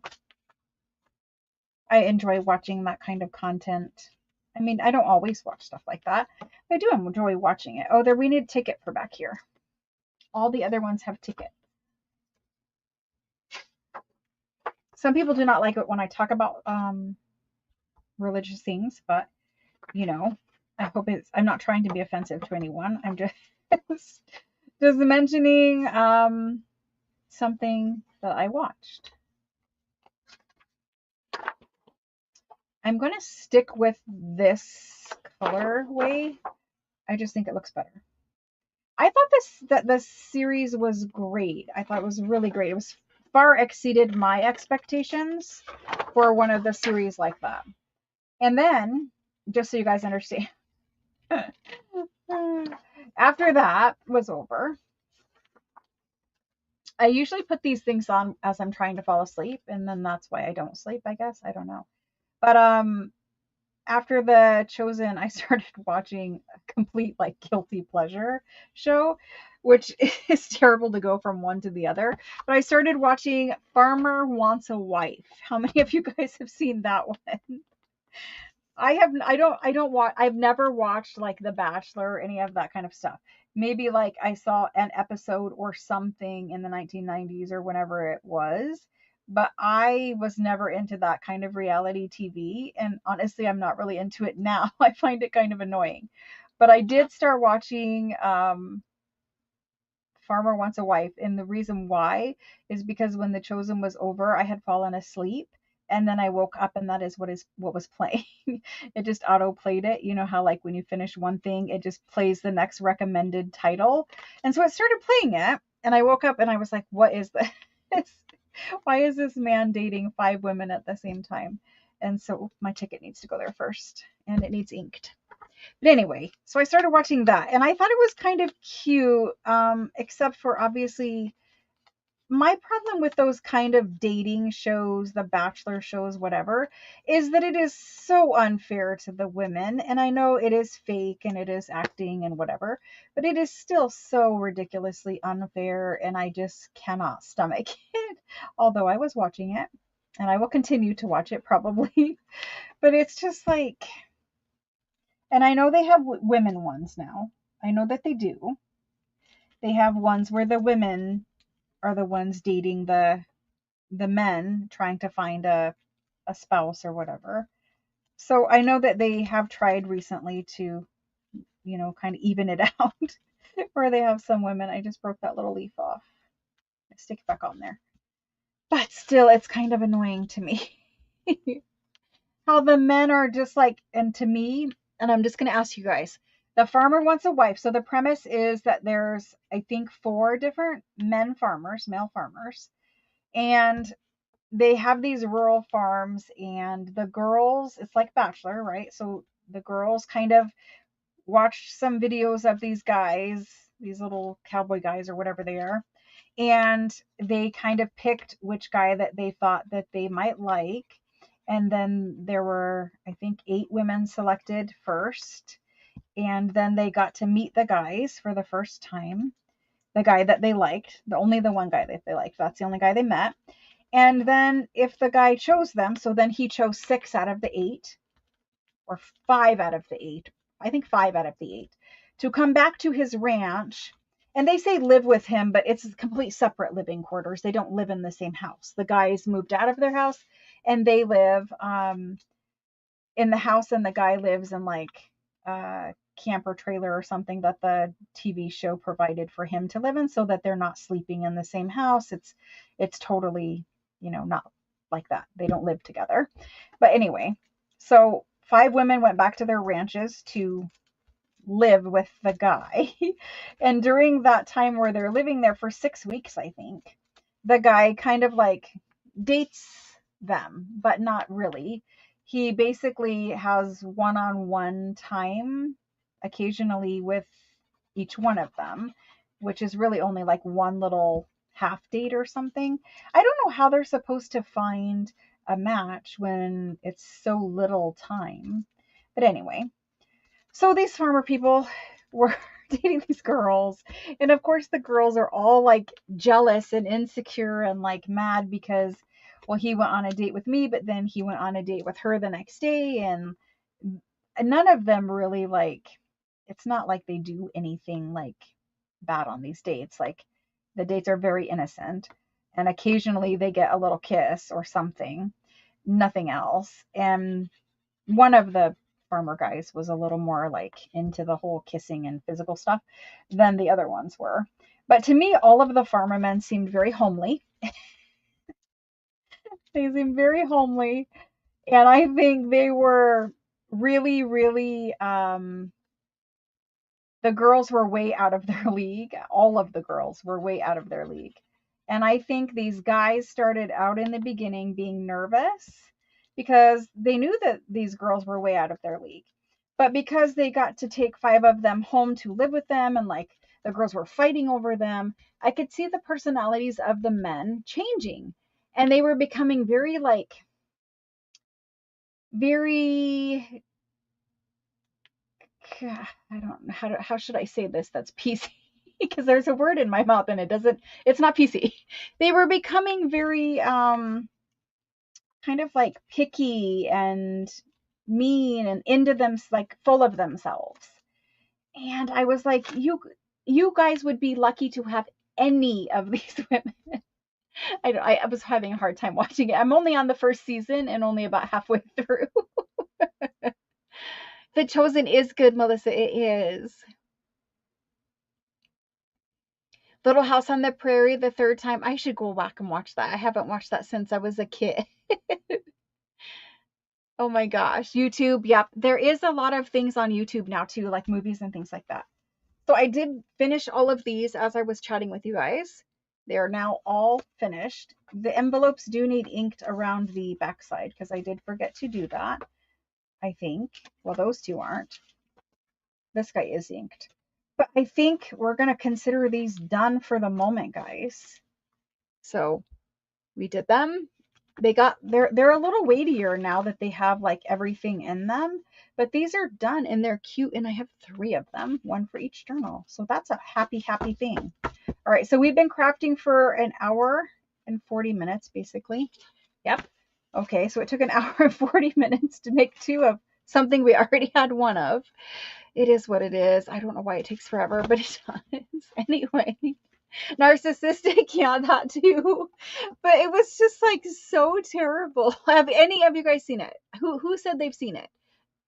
But they did choose to be on there, and I think quite a bit of it is fake. I think quite a bit of the shows like that are completely like just actors and actresses and whatever. Conclave. I see. It did surpass. Exactly, Christy.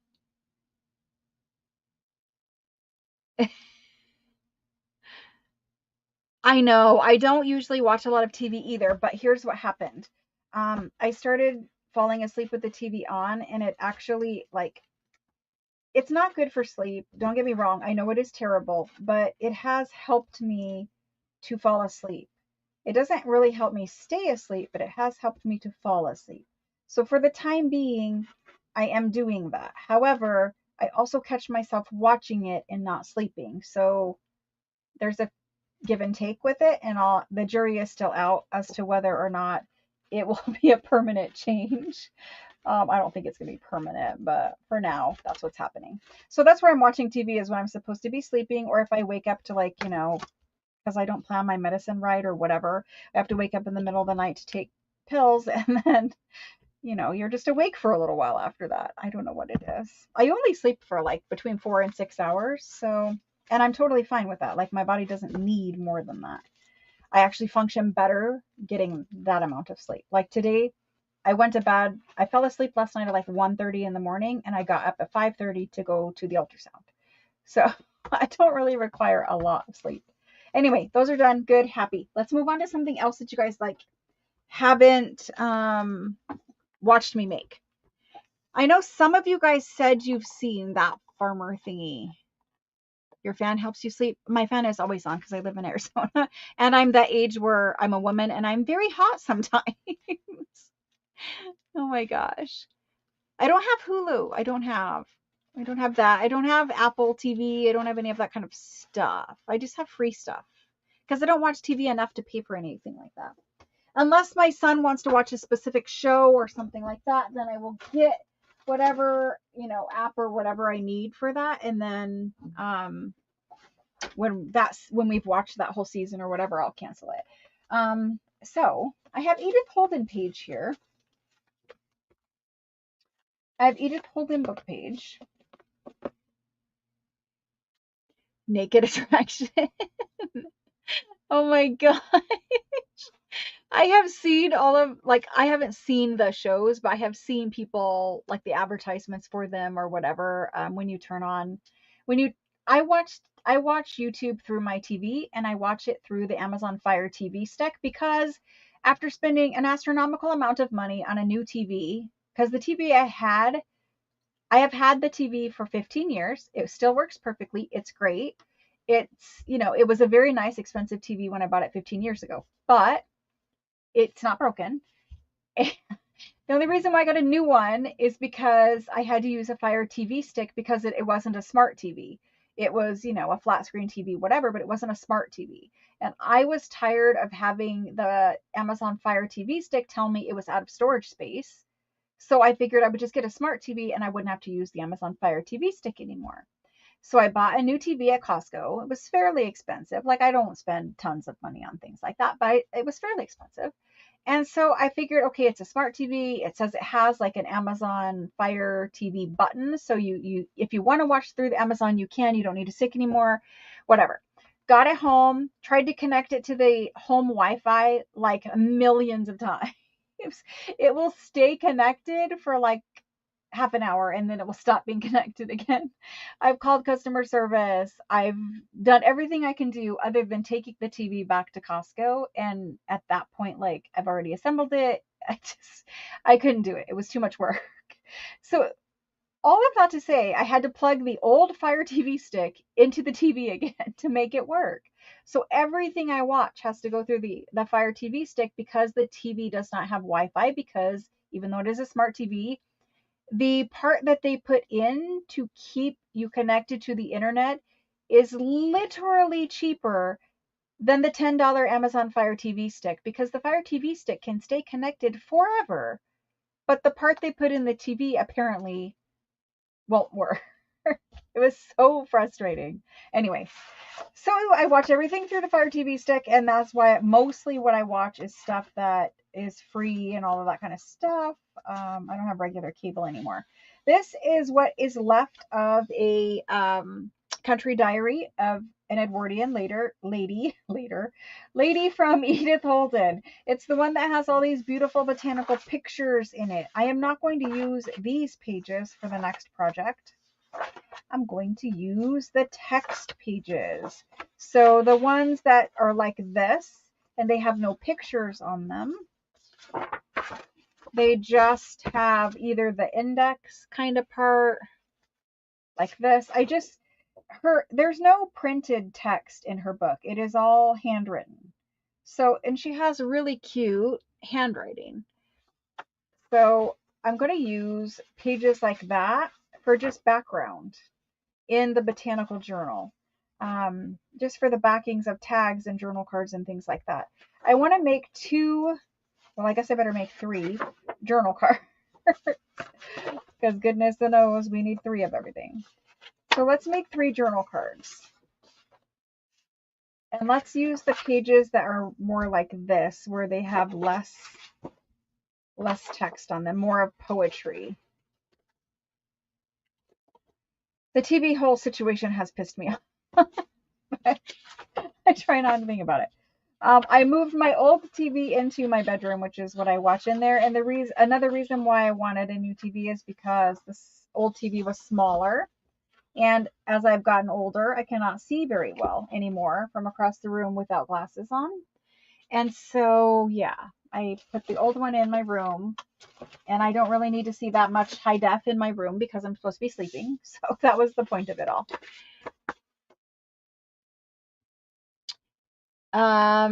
Edith Holden books are copyrighted, yes. You can still use them for crafting, but you cannot scan them. You cannot use them that way. Yeah, they're copyrighted. You can take them up. These are original pages. These are not prints. These are original pages from the book. And so you can, what I'm showing you is, even though there is no pretty picture on them, we're going to still use them for her handwriting. Let's go ahead and turn these into journal card size so that we can go ahead and decorate them. We're going to make large journal cards out of these. So let's just start by snipping off, I don't care if I lose a few words, but let's start by snipping off some of this. It can't be more than 5. Snipping off some of this white space.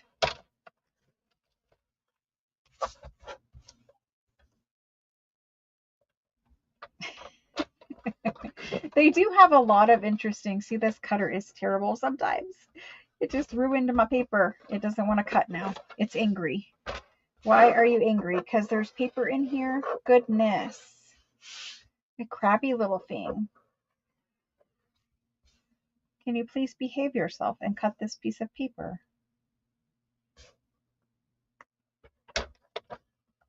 I'm begging you. Oh my goodness. One of these days I will get the new one out of the box. Do you guys know how terrible I am? Like, I have not had 2 seconds, literally, to do, not literally, but you know what I mean. I have not had 2 seconds to do the things I need to do. I have not been able to get my new paper cutter out of its box because I just cannot do it. I don't have time. When I do think about it, I'm supposed to be sleeping, so I need something to clean this paper out of this. I don't think I have. Do I have Pokey Tool in here? I do not have a Pokey Tool in here. I need something to clear this out. An ink pen? I don't know. There is paper stuck in there. It's not stuck in there like that. Let's try to cut this one more time. Please behave, trimmer. Please behave. We're going to leave this like 7 inches. I want a big journal card. Kind of. It still tore a little bit down there. Okay. Anyway, goodness. I promise one of these days I will get that new trimmer out and then I will be happy. Or I will bring in the Caterpillar and say, okay, I'm done. No more of this brand. Which might be what's happening. We'll see. It's my fault. I know it needs cleaned. It's not fair to like complain about the brand, but it does need cleaned a lot. All right. We're getting some Edith poetry. It does. It's called Caterpillar. That's what it is. It's Caterpillar. It is a rotary trimmer from Caterpillar, and it has a big square green base on it. I'm going to leave it a little less than 5. And I love that one. However, it is too clunky. I have the gigantic one. I should just break down and buy the other one, but I already have the clunky one, and I don't want to continue to buy things that I already have one of. It's just not quite perfect. It's perfect for my craft room, but it is not perfect for in here because it has a 12 by 12 base, and it's very thick because it has a drawer that pulls out. I love the cutter, but it is too big. They do make a smaller one, which is perfect. But to be honest, that one is still a little bulky, and it is big and heavy to like bring in and out of this room. So this room does create a separate some little problems here. These are the journal cards. They are about 4.5 to 4 3/4 by about 6.5 to 7 inches. And I just kind of cut them where I wanted to cut them. And we're going to use the side with the poetry on, and we're going to decorate these. I want to use some photographs of women, people, whatever, and some of this collage paper that's sitting over here behind me. So I think that's what we're doing with these. We're going away from the flowers and the mushrooms that we've been using and using a little bit something different.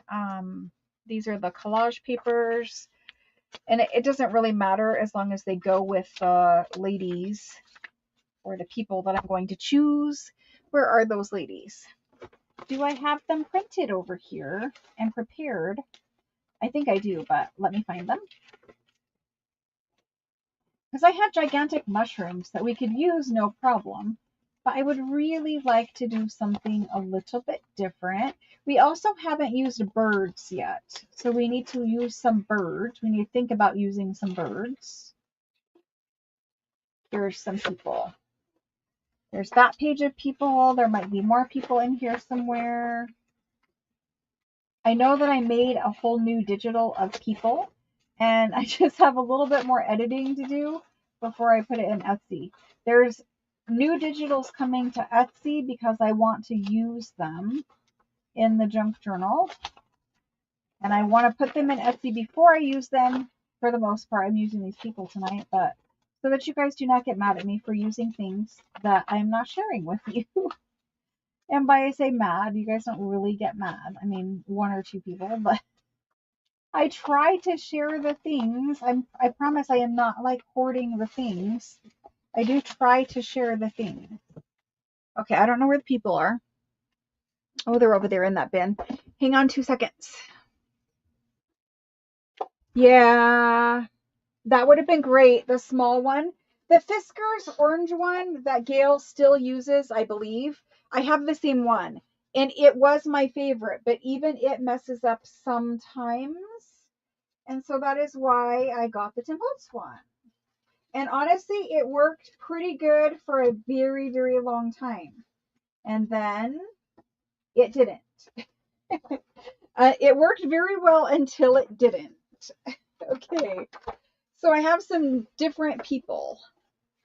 I'm pretty sure these are the original scans of these. So hopefully I have saved them in some manner to recreate digitally.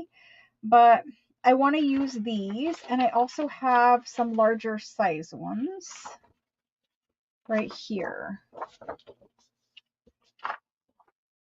So these are too big. I love this one and I want to use it, but it is too big. It is basically the size of our thing. So we're going to have to use the smaller ones. But see, when I do these and I do them smaller for us, they will be super cute. Like, I love these ones. These are cabinet cards. And these are tin types. I scanned a whole big bunch, and then I need to go in and edit them. But it looks like we're going to have to use these guys. Oh, she would be pretty with the blue behind her. Should be very pretty with the blue. But anyway, I think we're going to have to use these. She would also look good with the minty green that's in here because she has a minty green border around her. But these ones down here also look very cute. So I think we're going to use those. I like those. Plus there's 3 of them.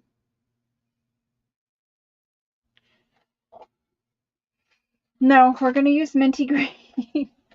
We're going to use minty green and we're going to use blue. I'm just going to cut them all up and then be mad at myself later. Minty green and blue, and here's a red one. Do we have any other with color? Although this one, I think this is like my lady, that this journal belongs to her. She looks like she's a female botanist and she's out in the field a lot and she's studying out there, and yeah, the backstory. I think we're going to use those. So let's get to it.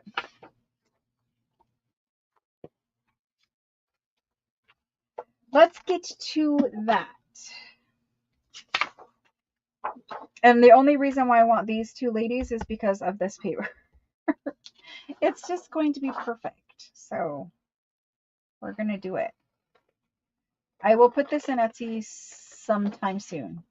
I don't think it is in there now. But I will finish editing it and I will put it in Etsy sometime soon. I know there are other digitals and things like that that are available that have pictures of women and children and ladies and whatever in there, but these are the ones I have. See, she's going to be great on there. So we're going to do something that looks like that, and then something that looks like this.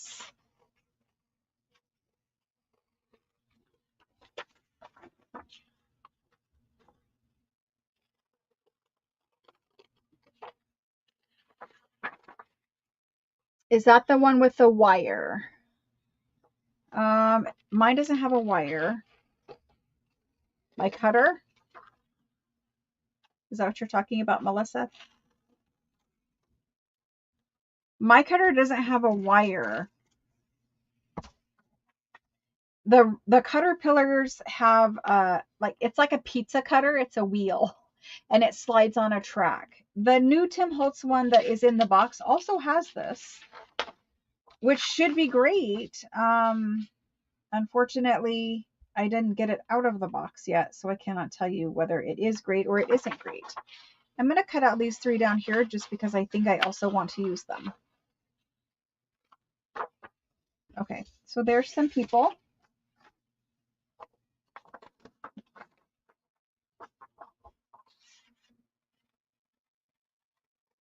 sometimes we have to search for a long time before we find the perfect, tool. And I think it's worth it to try out the new things because you don't know till you try them, right? And um,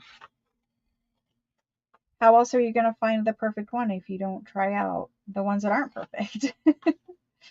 So, the Tim Holtz thing, it did really work good whenever I first had it, but it just needs cleaned a lot now. And it's because I'm always in a hurry doing videos and things like that, where I don't want to wait for the things to dry before I cut them. So I will totally take responsibility for it, other than the fact that I believe that that blade design sliding in his track the way it does is not a good engineering decision.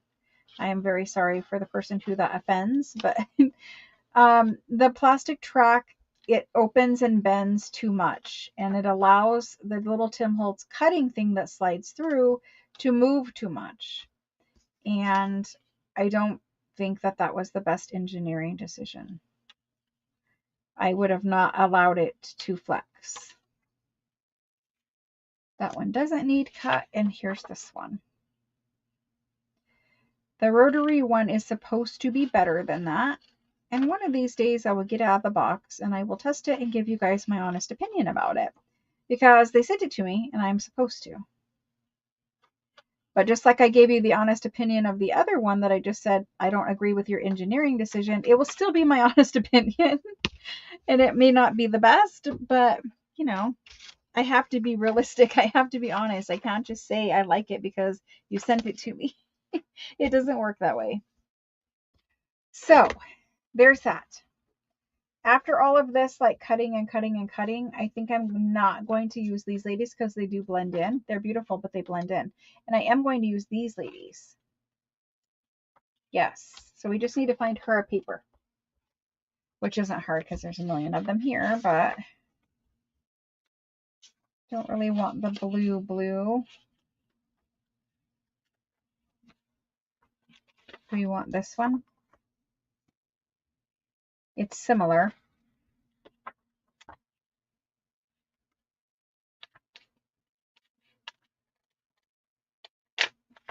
Maybe we will use this one. Yes. Okay. We're good.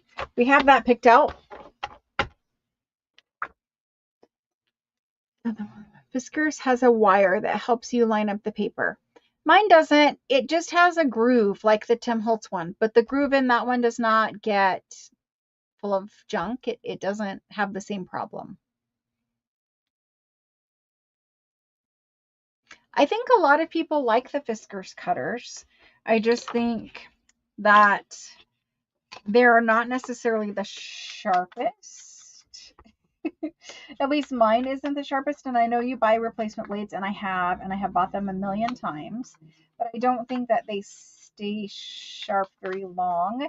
And I think the thing with the Caterpillar and the other rotaries, including the Tim Holtz, is that they are self-sharpening by design because of the way that that wheel goes around that track, goes around the little housing and up against the metal cut thing, the edge on the side.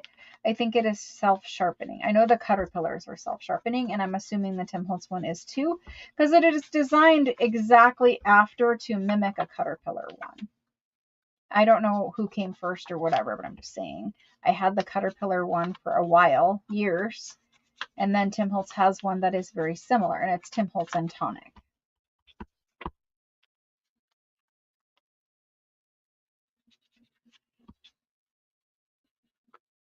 So back to my little ink pad problem. I have 30 something little mini scorched timbers that I need to create some like little kits that have scorched timber in there. Because I bought them to use in regular journal kits. And what happened was I got them from Simon Says Stamp and I ordered more, but they didn't have them. They ran out of stock. And so that's how I ended up with 30 something of them instead of like 70 something of them. Okay, so we're doing this and that. And we have text back here. We have our florals and our pattern in this. We have our focal point. We need a little something else here. And so because we have text with the book page, I don't want to add text, even though it is handwriting. I would like to add some music because I think music would look nice with everything we have going on here. So let me find some music paper to tear up. We also have doilies. Doilies would also look good. Here's some small music. Here's some scraps of music. So we have some options. I'm just going to leave that in that pile to remind myself. Okay, that looks like about it. Let's get to layering these things one at a time. So we're not going to leave this the size it is because it's too big. I would like to tear it, but if we tear all the way around, we will end up with a tiny little piece of paper, and I don't want it to be tiny. So I think we're going to leave it square, and we're just going to tear some of it to expose some of that Edith handwriting. So let's see how this wants to tear. And we've exposed some Edith handwriting. We've got this back here. We didn't really expose much Edith handwriting. I think we could expose a little more going this way.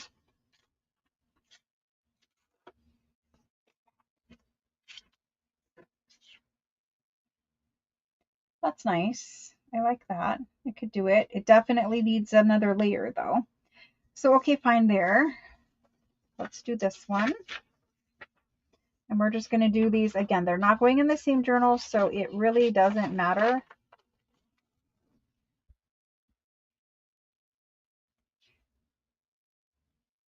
This one I'm okay with there. A little bit of a straight edge here. There we go.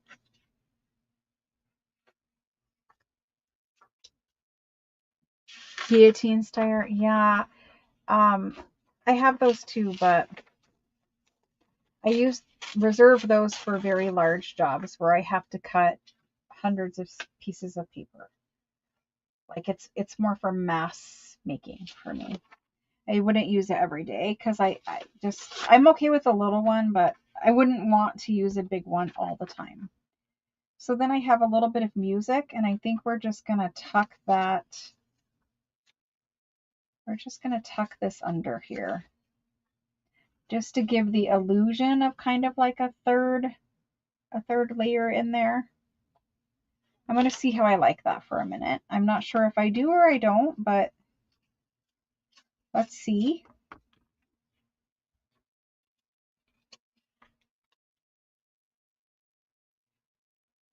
Maybe I want it over the top.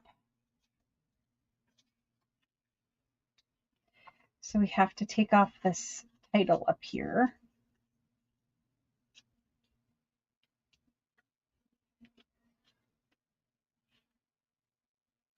That seems fine. Fine. And we're going to use up this little scrap.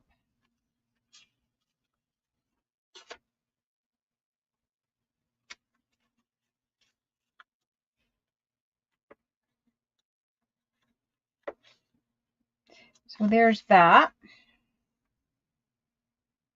It's a little wide up here. Okay, let's look at that. And then of course we would have to have some other element. So we have a great place to put like a butterfly. Instead of a label, you could put a little butterfly right here. And I think that might be what I do. We'll leave all of this open up here as far as I know right now. But before we call that like totally good and glue, I have these doilies. And these doilies are sitting here. And we just might want to put, like, this is the most feminine frilly thing that we've made for these journals so far. We might just want to, like, you know, dive deeper into the frilliness and put some doily behind something. And we will not know until we try it. So let's see how we like it. Let's see how we like some doily tucked in here. It gets stuck on everything. Goodness. So we've got some doily peeking out. We've got her here. It covers up a lot of the Edith handwriting, but I kind of like the doily in there. So I think we might go with something like that. I don't know that we need quite that much doily every time. And I definitely don't need all that white underneath of it. Let's see how we like it back here.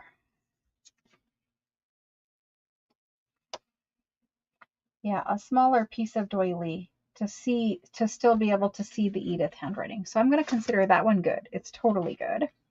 This one, I know that this point down here is going to stick off. So we'll stick it in the scrap pile. And we'll put that there. And it might just be a matter of like moving that doily around in there to see more of the Edith Holden paper. So this really is the only one that I don't like so far. And it might just be too much doily. And I don't need the white paper back there because it just catches on things. So let's try to play with it like that. Better. Much better. Okay. Good, good. We have some little scrappy bits to save. Can save these for collaging something else with. And then I have trash.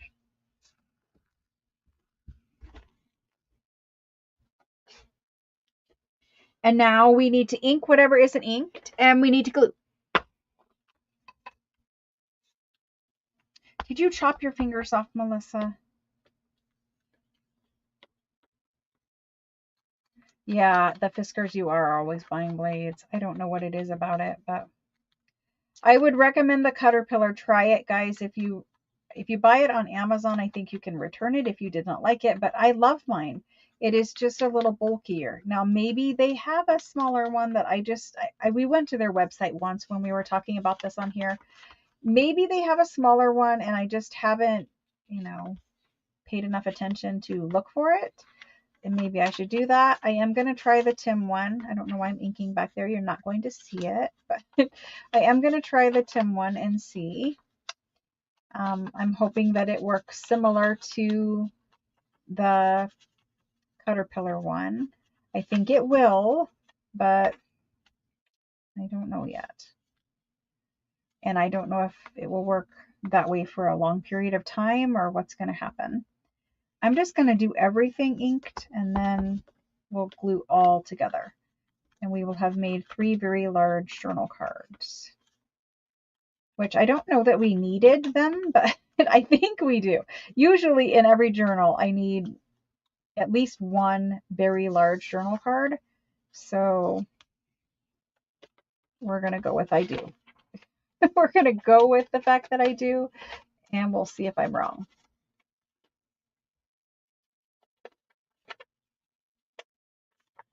This is such thin paper.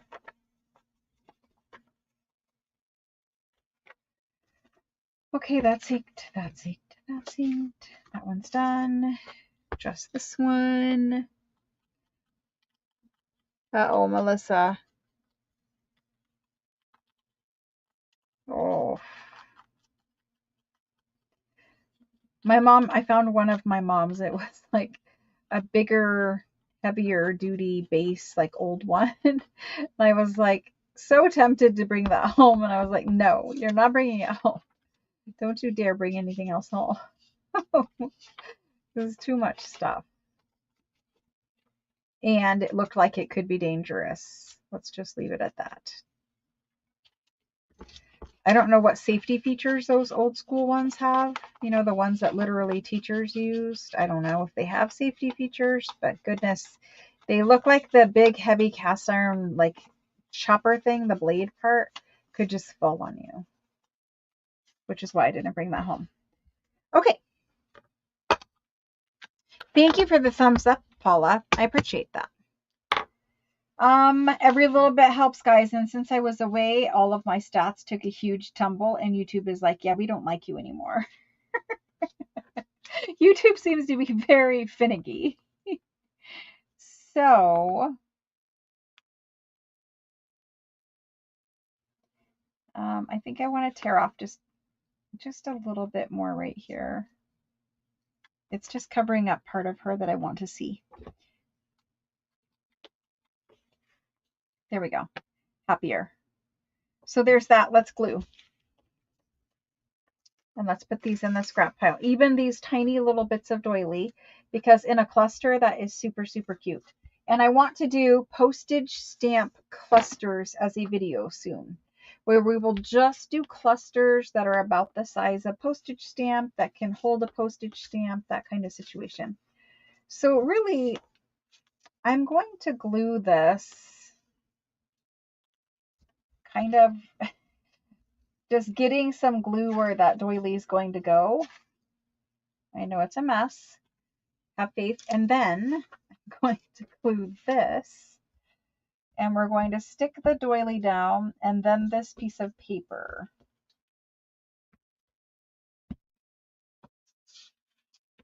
And thank you guys for hanging out with me today. I really appreciate it.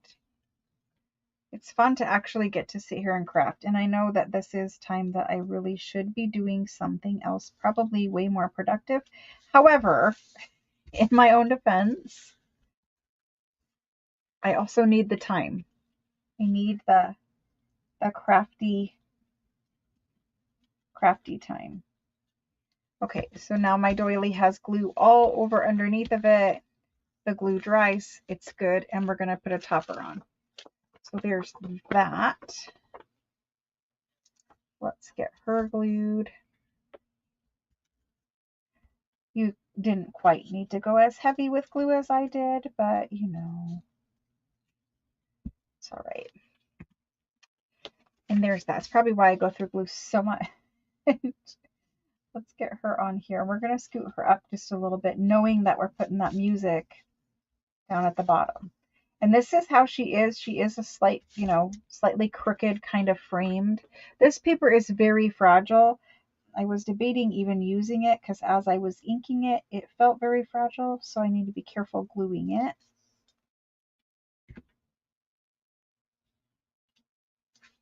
And there's that one. So she's done other than being inked around and a little label. And now we have this one. Crafting is healing. I know it is. And it's so much fun.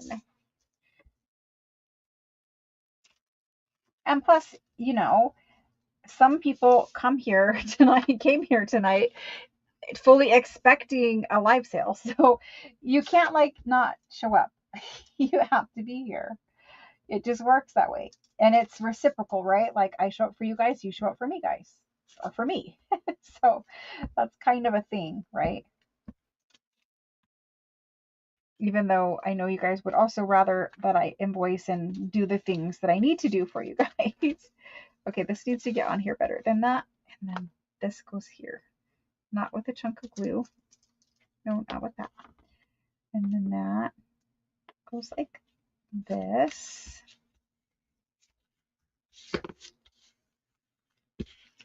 Did I get it down? No, I did not.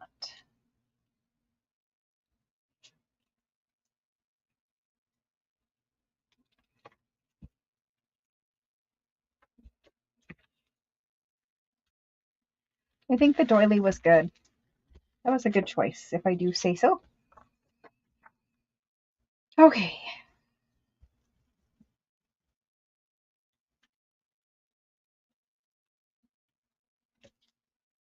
It is time to take medication. And I have very inky fingers. That is my thumbprint. Very inky. Okay. We're on there. She's semi-straight.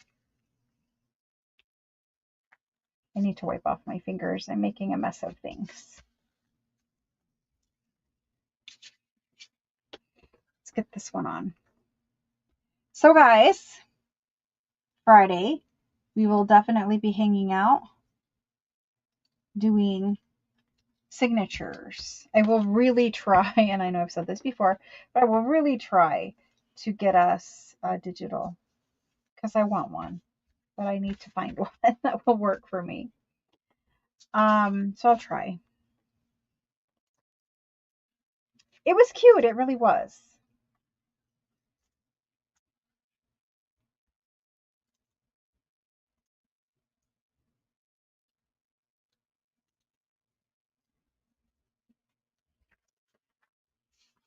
And I like making three of everything at the same time. For me, the repetition is also therapeutic.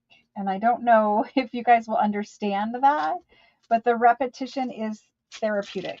The, okay, you do this, you do this, you do this. It's helpful to my brain. I cannot really explain, but it is. This one doesn't have a lot of handwriting off to the side.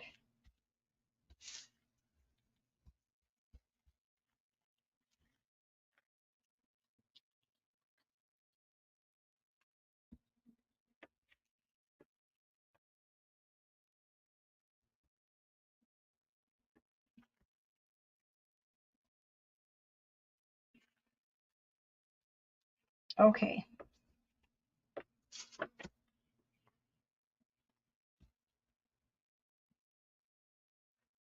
It's kind of like those of you that love fussy cutting and inking. It's therapeutic for you. Funny. Every human is different, aren't they? Slide her up. Get her centered more or less. Whew. So my daughter's in the process of trying to find a new place to live because their house is too small for them plus baby. And it is a very old, very expensive house anyway. So, plus, her husband's work is too far away and all of those things, right? So, in addition to everything else that they're doing, they're going to move. They're young, so, for that, they can do it all. Of course, I will help them, but I'm just saying. They're going to get movers and all that kind of stuff. Like, not physically helping moving. It's not that kind of situation again, but it's just we need to back this with something before I ink around it.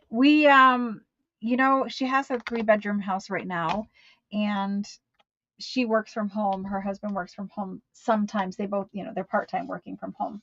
And so it is a lot to you have to have your own space for your own office and that kind of stuff. So in a 3-bedroom house, it's not really feasible to have a nursery when each one of you also has to have an office. So for these guys, because I used Edith Holden paper, I'm just going to back them to regular copy dyed paper and hope that that is going to be sturdy enough once I have glue on there. I probably want sturdier copy dyed paper. This one is sturdier and it is fun on the back. Let's use it, but we'll only get 2 of them and I'll have to find another piece of paper for the third. Yeah, it's just not enough space. And, age of house. Surprises that you guys don't remember ordering. I know. That's what happens. It is a surprise. Well, it's also, gives some people who may have wanted a little more time to pay that time to pay, right? Because you don't get invoiced for a couple weeks now. So that's good. Because, it was what, 2 weeks ago or coming up on 2 weeks? Yes, 2 weeks ago. So it gives everyone just a little bit of breathing room too. So that's good because it was a super sale and, maybe some people got some larger items or whatever. Gives everyone breathing room, including me. So there's that one. And this is just copy dyed paper, not cardstock this time. Let's get her on there. Now you could have done pockets or whatever on these. I'm just doing simple large journal cards for now. And if I turn them into something else later, then so be it. But for now, they're just journal cards. And for sure I could not have gotten 3 on, so we'll just put them side by side.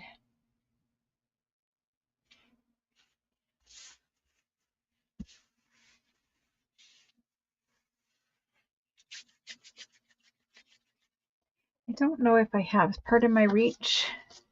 I do have. Nope, those are pages for signatures. I need another very thick, sturdy, because the paper that I dye is different thicknesses, so I need to find a sturdy piece. Here is some more. This guy is sturdy, as is this guy, because he came out of the pile. I have a giant pile of papers off to the right, or to the left. Okay. Let's glue this one on. I totally find what you like. I know. You all are so very kind. I know. And I so appreciate that.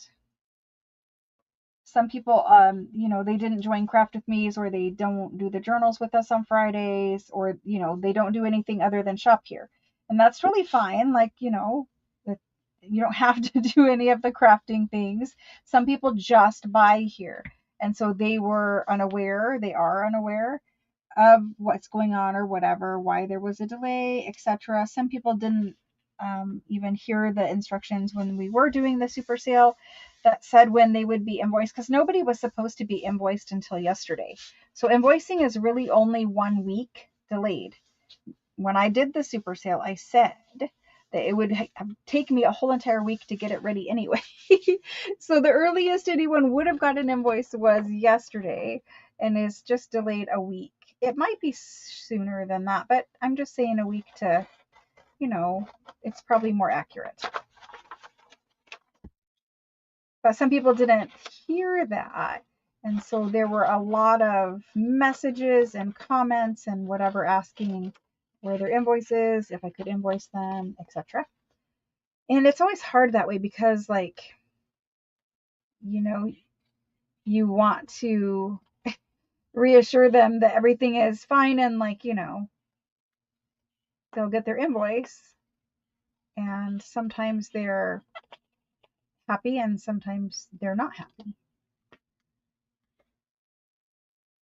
Okay. Scraps. This is such a fun one. The copy is so dark on this one. Sometimes it's just, I just copy dye with whatever I have left over, or I make fresh coffee to copy dye. And sometimes I might make it stronger. Sometimes I might make it weaker. Or sometimes I've already dyed a lot. Sometimes this is like the first paper or whatever of the batch. Sometimes it dries too fast and it's just darker. I don't know. It's just different every time, which is why I love it. Coffee dyeing is also very therapeutic. You don't ever know what kind of results you're going to get because it's kind of science, right? It can depend on air temperature and all of those kinds of things. It can depend on a lot of different things. So I love it. I love the way that you get different intricate patterns every time you do it. Need to glue down this corner. So much fun.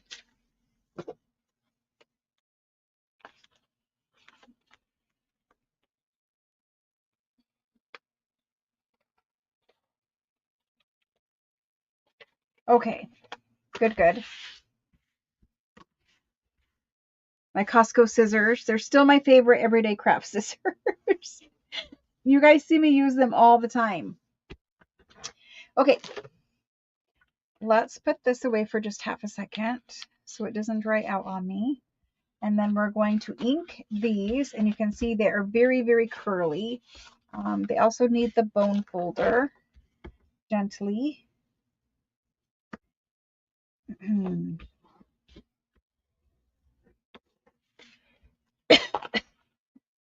I understand I was, but like I said, not everybody. Some people join a sale in the beginning or in the end or the middle or whatever. So I've given up stressing. I mean, You guys know I always stress anyway, but I've given up stressing. I put the information out there and everyone receives the information differently. Now I have a tickle in my throat.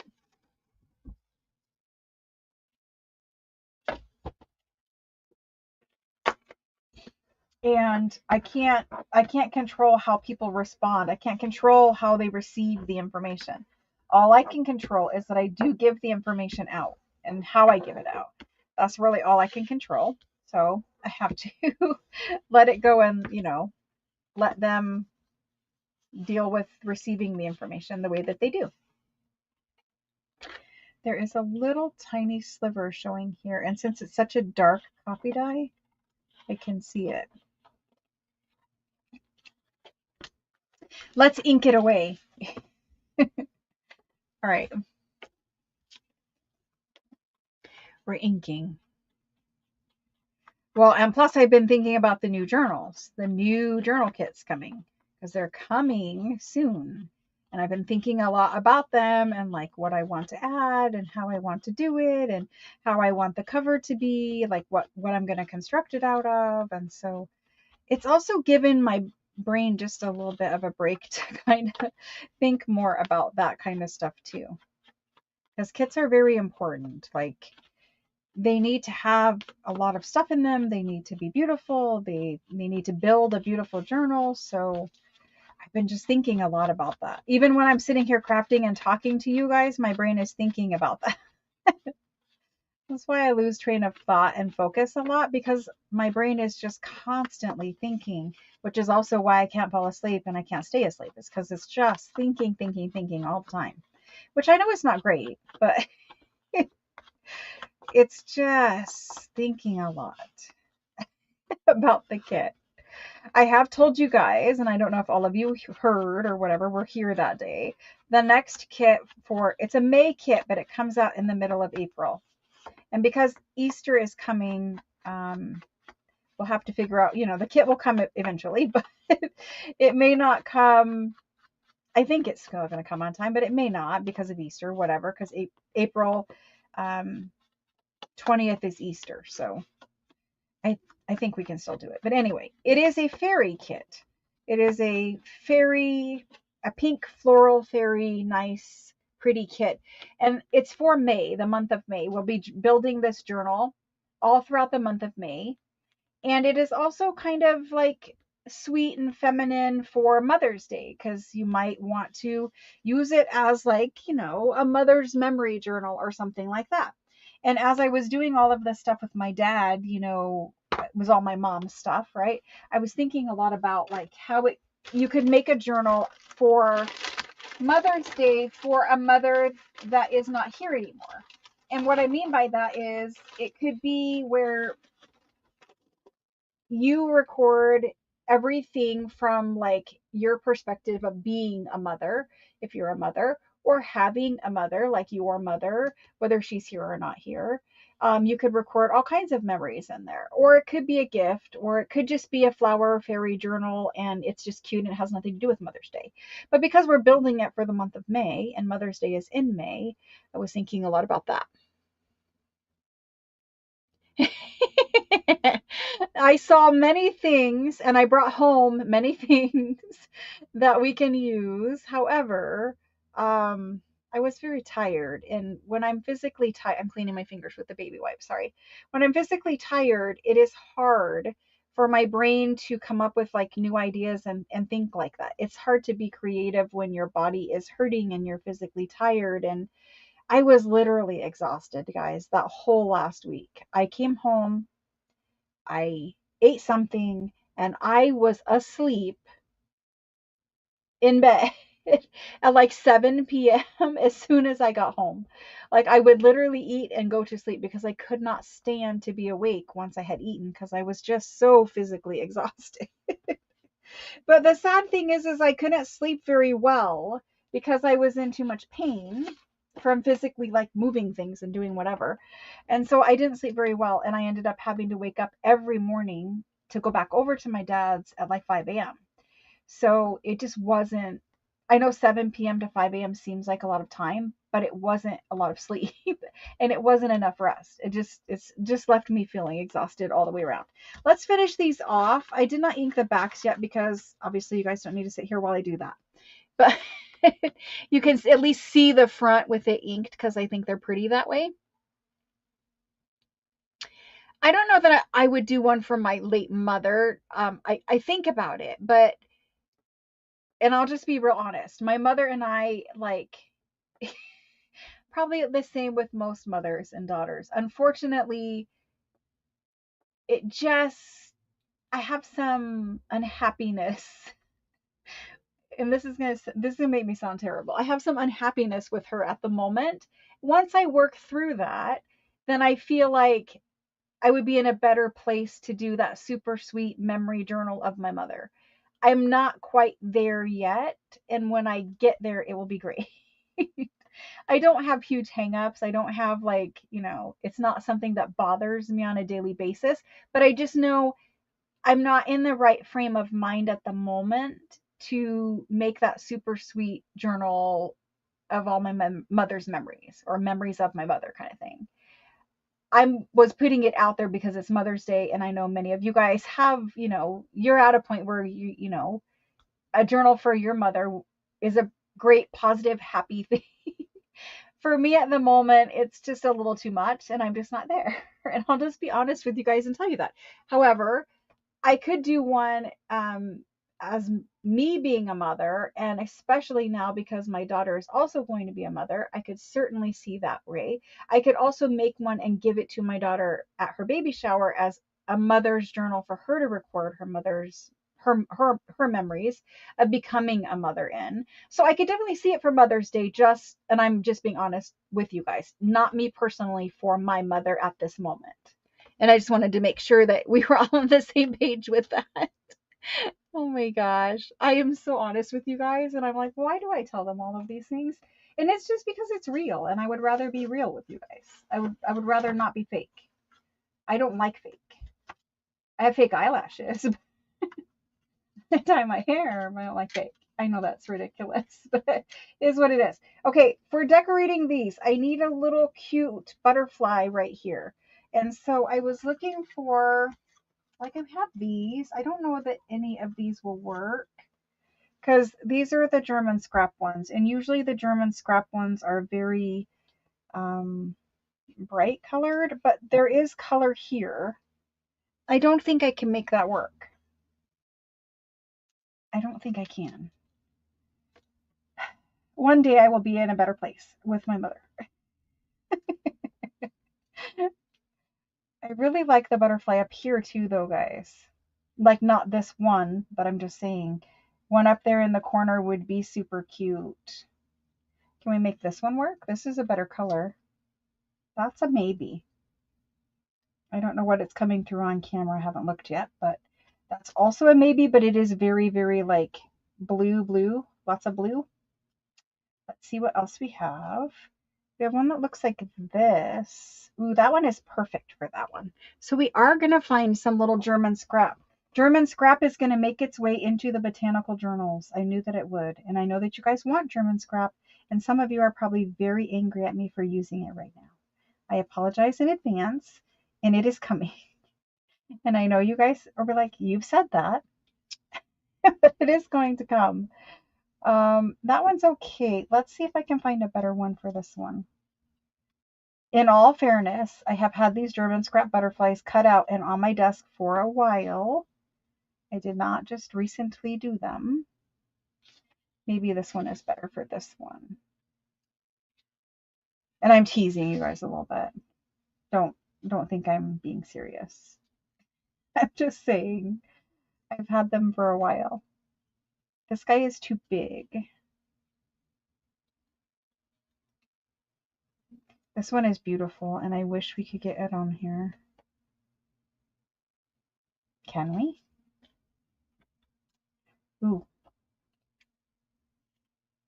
I don't think we can. But I'm going to leave it for a minute. Let's see what else is in here. Nothing. Then we go to birds. And I don't want to put birds on here.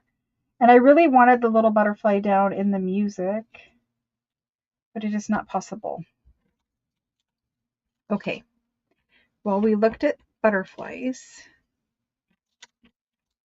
I cannot pick them back up. Okay.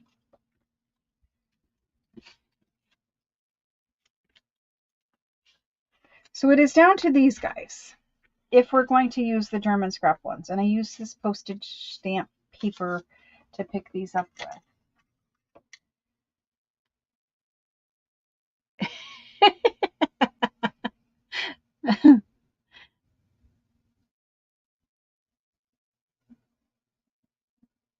I think mothers and daughters have that kind of complicated relationship from time to time, right? And it wasn't that way always, but it was not at the end. We were great at the end, but there was just this period, like in the middle, kind of towards the end. I wasn't super happy with. Anyway, um, I'm not really a journaler anyway. I don't make journals for myself. I really like this one on here. I think it's sweet, so I think we'll go with that. This one, I do like it, but it is too big. It's too big and a little bit too brightly colored. It's not quite as bad as it's looking on camera in real life. But we have this one, which I don't really like the reddish colored wings at the bottom. They're okay, but I don't love them. And then this one, but I don't think he matches either. He might be better. I'm looking at it through the camera as I'm asking you guys, because it's just different. It's a different point of view. This one is fine. This one has to go back, and we said this one was too much blue.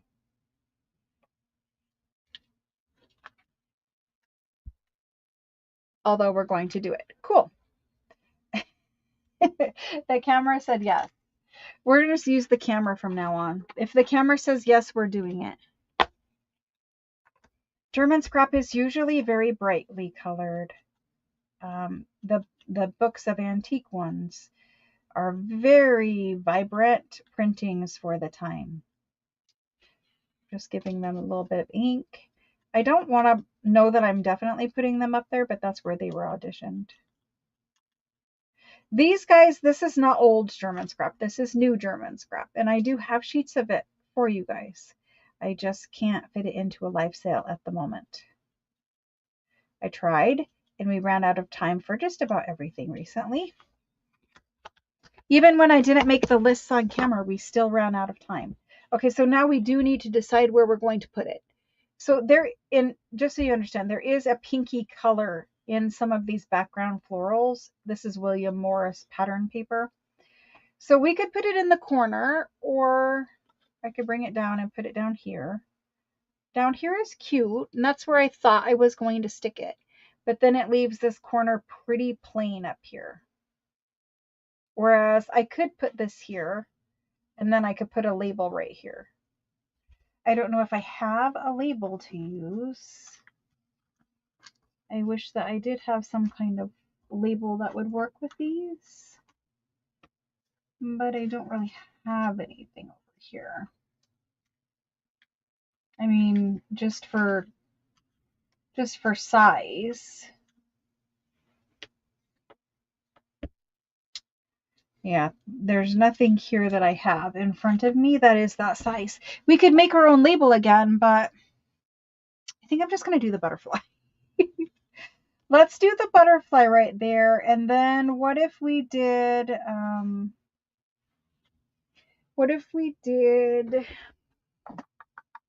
I know some of you guys have asked, several of you, and I have made promises that I have been unable to keep at the present time. Let's do,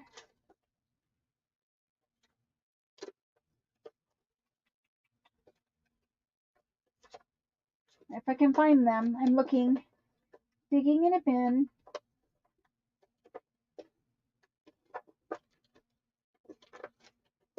Okay, where is it? Would this work? Would this help any situation? If I put my butterfly down there, I don't want to cover up the August necessarily. I think it would have to go over here anyway to weight it. I think that's fine. I think we can do that. This is German paper measuring tape. It's not available anywhere really anymore, but I have this roll and we could put it here. It just needs a little balance up at the top. If I leave the butterfly down here, it is very unbalanced. It has to have something. And this I wanted to fill in this spot. This was my initial, like, something needs to go here. There's too much open space right here. Whereas this is higher, this is kind of filling in, but there's too much. But when you put it here, then it unevenly weights this half of the image. So it would need to go over here for balance. And I think we're just going to do it. No more talking. Let's do it. We did go through a bunch of fabulous stuff. Trust me, because it's all over my house and I still see it. It's slowly but surely making its way into your bins. Don't tell me it's going to be long. We made it through this whole entire crafty thing. This one has very delicate antennae. And I want to make sure we get them glued down. Now you could have put a label and then the butterfly, but I don't have a label, so the butterfly went down. We'll do all of these here in just a second, because once I do them, my fingers are going to be gluey.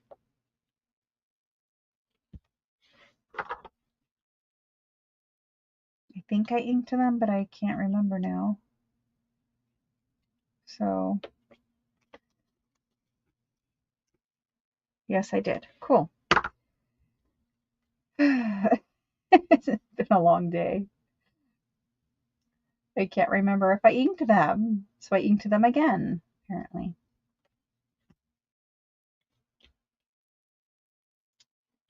Very cute, though. I love the way these came out, and these were unplanned. This was just, let's make something. So, very cute.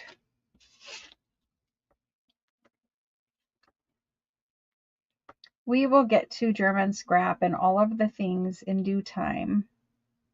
I don't deliberately delay it, but it just seems to happen. Goodness. Okay. The butterflies are really cute. I'm glad that happened. Wasn't exactly what I planned, but it will work. This tape drives me crazy. It refuses, it's so thin, it refuses to stay on its little spool here. It doesn't really have a spool, it's just wound up. And see how, like, the spool bends? It's just, it's going to come all undone one day, and then I'll be very unhappy. I try to keep rubber band on it, but it's very thin. I just messed it up. It's very thin. Okay, there we go. No more touching it. Let's put some glue on these. And normally I would just run my finger through it, but these are going over the paper doily. The paper doily is kind of dimensional, and I want to make sure we get enough glue on these. So we need to tie all three of these elements together. So it needs to go right on the corner of this picture to tie everything together. It's like the glue that's going to kind of bind everything here.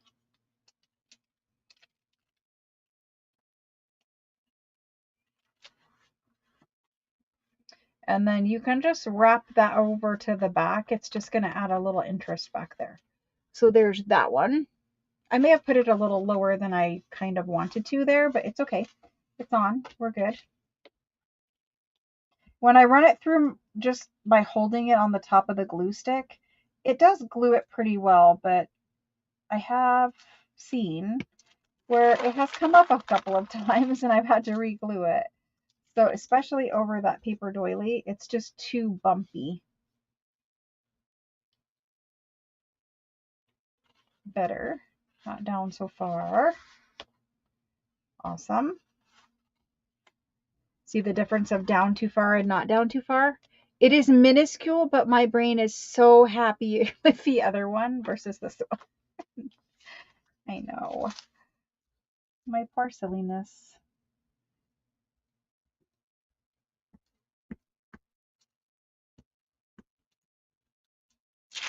All right, last one. And then we will have made 2 of the little tuck, what did we call them? Tuck something. Tuck envelope flip things. Yeah, 2 of those and 3 of these. And they are done, which is nice, right? Other than inking around the back. Okay, so we have these. Sorry for shoving them in your face. We have these. They came out pretty cute for having zero plan and nothing pulled for supplies. They came out very cute. Then we've been crafting for 2 hours and 50 minutes. I think we better recap unless somebody needs something specific.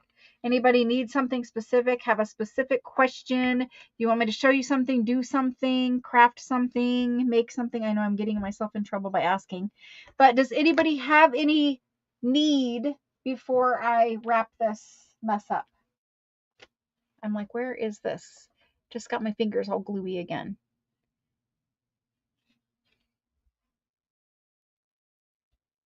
Delay next Tuesday. Dental appointment. I am not sure about Tuesday yet. More than likely, we will be selling Italian paper on Tuesday. And it will start at the normal 6 p.m. When I'm having a live sale, it will start at 6 p.m. on Tuesday. When I'm not having a live sale and I'm just crafting, it will start at 7 p.m. Because we don't need a 5-hour live of crafting. Like, we might want it, but we don't need it. But the live sales, we do need 5 hours. As you know, we always run out of time, even with 5 hours. So that's why the time was different today. I saw that one of the first messages today was about the different time. So when we're having a live sale, it will always be at 6 p.m. Eastern time. And when we're doing crafting, it will always be at 7 p.m. Eastern time. Need to say thanks for being here. I do say thank you guys for being here. I know that's not what you mean, but I do appreciate you guys being here for certain, for sure. This is no fun if you turn the camera on and no one is here. Let me see, where did I put those other things that we made? So this is the cover. This is the cover. I only have one made so far. I still need to make the other 2. This is the cover. We made 3 of these. We only made 2, but one was already made. So, and I added the little postage stamp, which I think helps. And even this one that I was not in love with, I still really like. And then they have these cute little photographs that pull out as journal cards. And then there's a journal card in here. You guys already saw them. We already made them. And then there's a tag in here. So it has quite a bit. Plus it flips open. Journal space. You could add coffee dyed paper here if you don't like the green. And in truth, every time I open this up, I kind of do want to tear a rough little piece of coffee dyed paper and put it there. And I am resisting the urge as of the moment. However, if you see a little torn piece of coffee dyed paper in here in the end, you will know that I failed on resisting.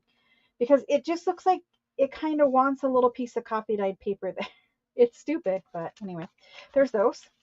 And so whenever we put pages in here, do I have it? Sorry for my reaching in front of you with whatever you're seeing there.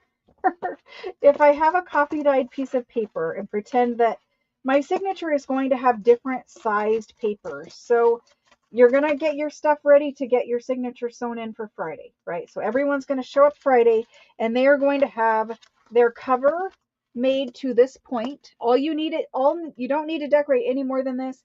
You don't need to put anything down the spine yet. If your paper cracked on the spine, because somebody asked, if your paper cracked on the spine, you do not care at this point because we're not done with our cover. We are going to cover up the spine of our cover. So don't stress about that. But when you get your papers for the signature, you can see that our papers are very small. This is a normal 8.5 by 11 sheet of paper. Our papers are very small. That is by design, because for this journal, you're going to want to pull some larger book pages, some of your oversized papers, and fold them and put them in here. Like I often have ledger papers that are bigger than the 8.5 by 11 sheet of paper folded in half. So my signature is going to fill in more of this area, and it is going to have many different sized pieces of paper throughout it. This cover is also big enough where you can probably go to like 25 pieces of paper for your signature. So keep that in mind too, but come on Friday at 7 Eastern Time, Friday at 7, with your signature already assembled and ready to stick in there. If it's not already assembled, that's fine, because I am going to assemble mine quickly on camera, but I am going to have all my papers done and ready to just like put them in order, show you guys how I'm doing it, and then sew it in. So that's Friday in a nutshell. And then after we get our signature sewn in, I'm going to put fabric down the spine of my journal, and it's going to cover my signature strings. It's going to reinforce all these papers that are on the spine. If I had any cracking, it would fix all of that problem. So fabric is going down the spine. We will be making a topper that's going to go on here. And then we will have all of this ephemera, and there's a bunch more piles, but this is the most recent pile behind me from the videos. We will have all this ephemera to glue into the signature pages. So at the end of Friday, you really should have a nearly completed journal, other than the topper and a little bit of decorating inside. But we have 3 of these. I'm just doing a quick recap.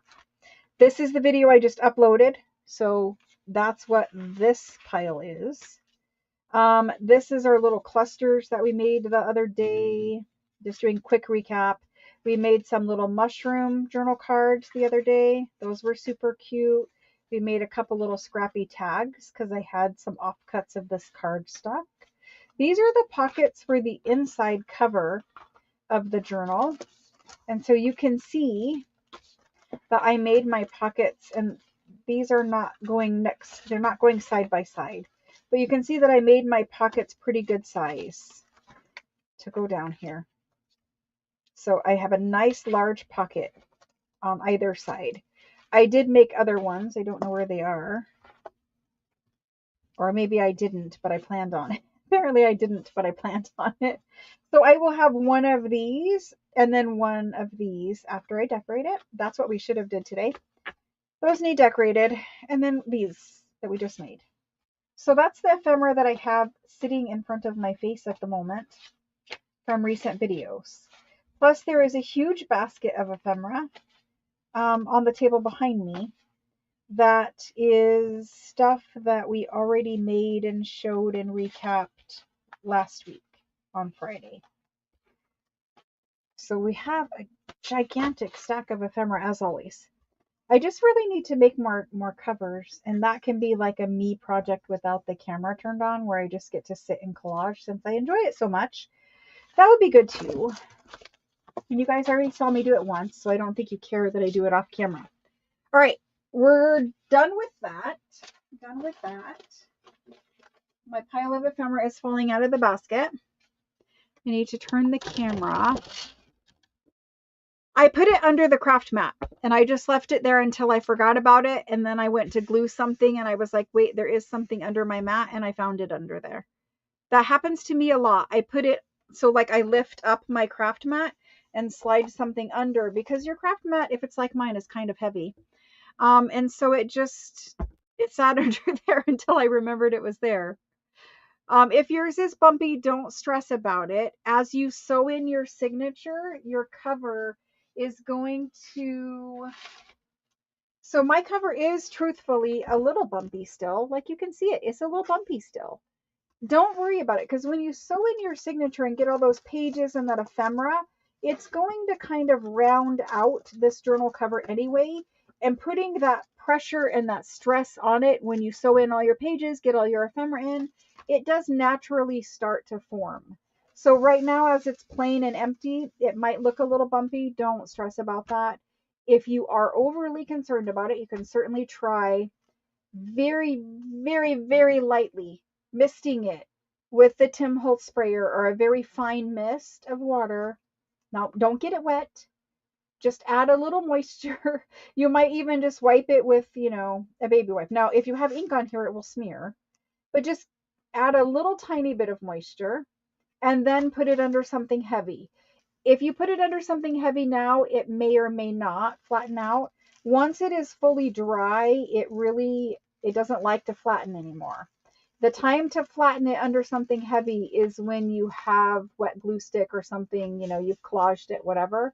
But I have, when I had something that was too bumpy and I didn't like it, just given it a little squirt with this guy. A little squirt with this guy. It's the Distress Sprayer. You can't really see it, but because I like this one because it has a very fine mist. Don't make it wet. I'm not telling you to get your cover wet. That would be terrible. But adding a tiny bit of moisture might help it. Then put it under something heavy. A big pile of books. Okay. Where the FUD? I know it doesn't say where the FUD, but where FUD did you buy the craft mat? This right here is sticky wallpaper that is over top of a turquoise, like 25-year-old craft mat. The craft mat it is on top of is a super old one that I used to use the rotary cutter on the backside of. It's a self-healing craft mat.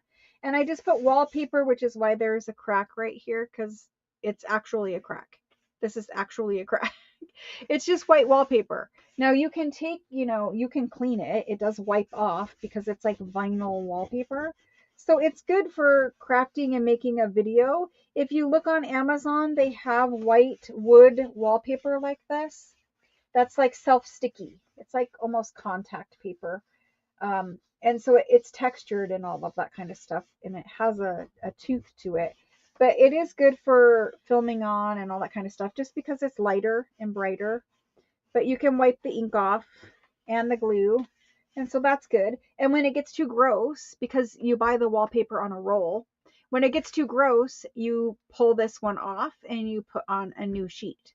So that's a little tip if you guys want filming or you just like this for a craft mat. There you go. Wallpaper, self-stick, make sure it's self-stick wallpaper on Amazon. And I also have a brown one that I also like. Rose Hill Paper Cottage, I believe her name is Heather. She had a brown wooden wallpaper one.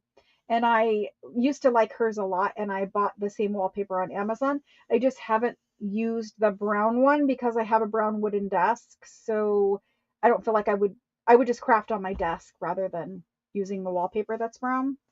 Anyway, check out wallpaper if you're interested, and then just stick it to a craft mat, an old craft mat if you have one. It's just nice to have a craft mat because it's still the right, how should I say? It's the right weight, I guess. It just works really well on there. If you try to stick it to anything else, it's not going to work as well as on a craft mat, in my opinion. Like you can't stick it to a foam board, or you could stick it to the top of your desk, but I wouldn't want to because it would ruin your desk. The adhesive is pretty strong on it to keep it stuck down. The FUD. That was funny. Brighten up your craft room. Well, sometimes it's the true reason why I like to film on it is because anything you put on here, because this is so light, it makes what you put on top of it the focal point. Like if I put this down here, it's better to see it like this than it is to see it. I can't really show you because I have too much on here, but on the wooden desk, yes, you could see it, but I think it's better. It shows up better on the white. And this isn't white, but you know what I mean. In truth, the filming in here is still pretty terrible. The lighting is terrible. The microphone seems good, but the lighting is terrible and it just doesn't work. The cameras in this room are very low quality compared to the cameras in the actual new filming studio. The problem with the new filming studio, is I need more electrical breakers, the whole new panel for that addition of that much electricity. And I do not have that right now, and I do not have time to figure it out right now. And plus, I have to move a bunch of furniture and other things. So that is a very big project. That's like taking a month of sales off to try to figure that out. Now, I realize I basically just did that, but I'm not at a point where I can do that right now. So eventually we'll get it done, but I'm not in any hurry. I'm certainly not doing it when it's 100 degrees outside or 120. So anyway, I'm going to switch the camera back around because I'm just standing here talking to you guys and you're looking at my craft mat with my cracks. So my cracks. My craft mat cracks. There's my immaturity coming through. Okay. So I'll see you guys Friday. We'll sew in signatures. We'll talk about signatures briefly and we'll get them assembled very quickly. And then we will sew them in. And then after that, we'll put some fabric down the spine of our journal and we'll put our ephemera in if we have it all made. If we need to make things, we'll make them. That way we can end the Friday with pretty much a completed journal other than the final decorating. Did anyone else have a question? I didn't scroll up to look. Heavy cardboard. I kind of was thinking about using the watercolor cardstock, but the whole point of this journal cover, the whole point of this journal kit was to show you how to make a journal cover from a mailing envelope. Gail Augustinelli's favorite way of making a journal cover is by using a mailing envelope. It is a very popular, not just her, very popular method for making journal covers is to use a 10 by 13 or even a 9 by 12, even though 9 by 12 is cutting it close for sewing a signature in. Mailing envelope. It's very popular junk journal cover construction. Next to pasta boxes or cake mix boxes, it's one of the top ones. And so part of the reason why I want to do the journal kits every month is to work you guys through making journals a bunch of different ways, a bunch of different cover construction things, a bunch of so at the end of however long you're here, a year or whatever you're subscribing to the kit for, whatever, that at the end you know how to make a junk journal. And most of you guys know this anyway, but there are some that, lots of them that don't. You will know how to make journal covers and journals a bunch of different ways. You'll know how to make a bunch of different themes of junk journals.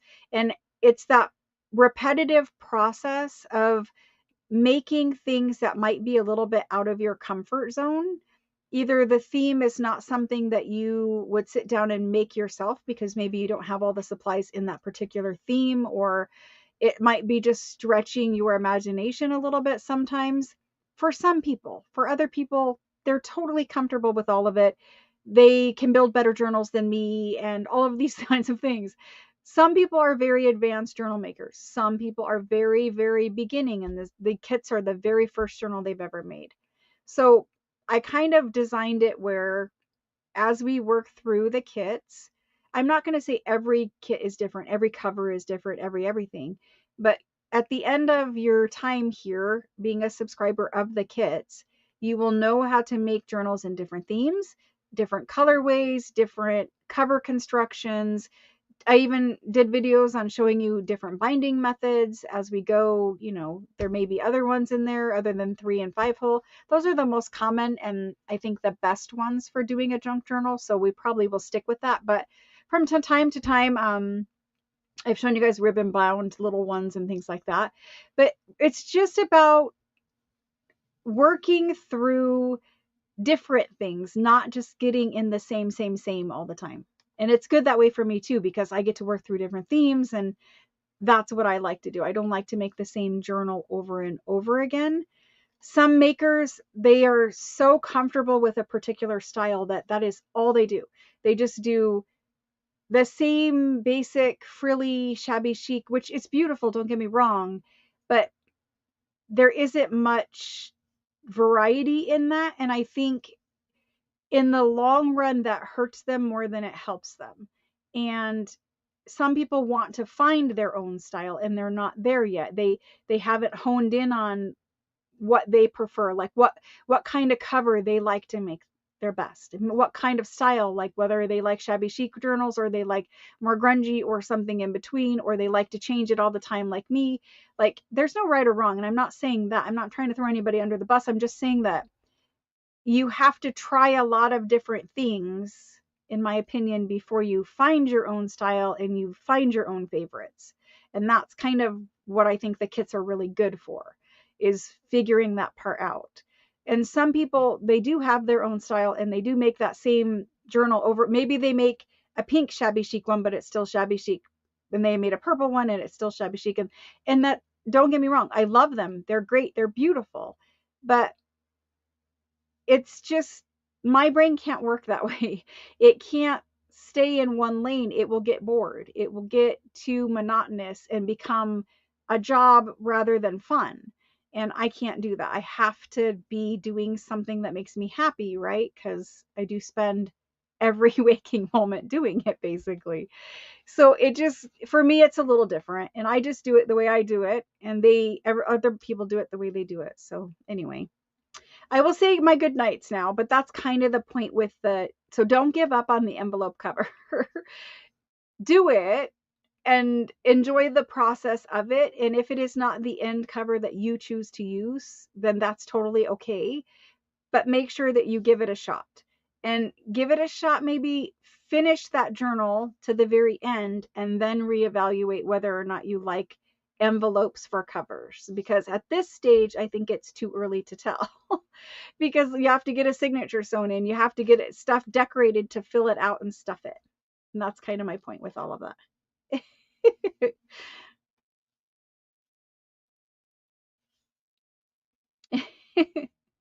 Lots of people, this is their first journal. Lots of people make their first journals with me, and I am so very honored that you guys are like here with me and doing this process with me. That's like, it's a lot of trust that you guys place in me to do that, and I'm super happy that I'm here and I'm able to help you guys do it. Because I can't say one particular person is responsible for me learning, but I can say one of the first people I started watching daily videos from was Gail. And that's the same with a lot of people, because at the time she was doing her daily videos, there weren't very many people doing daily videos like that. And so you could just sit down and you could just watch her. And so she brought a lot of new people into making junk journals. And the joy that I get from making junk journals, I want everybody else to also be able to experience that. And you won't be able to experience the joy of making junk journals until you make junk journals. And so you have to start somewhere, right? So anyway, I think the kits make it a little easier, I hope. Thank you guys for joining me so much. Grunge needs to finds you no matter where you are, and that's totally good.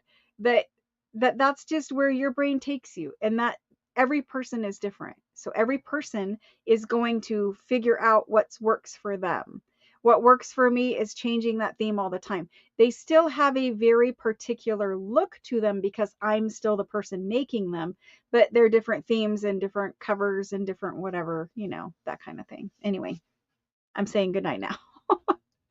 Thanks for joining me, guys. Thanks for hanging out. Sorry that hot light is behind me. I forgot to turn it off before I turn the camera back around.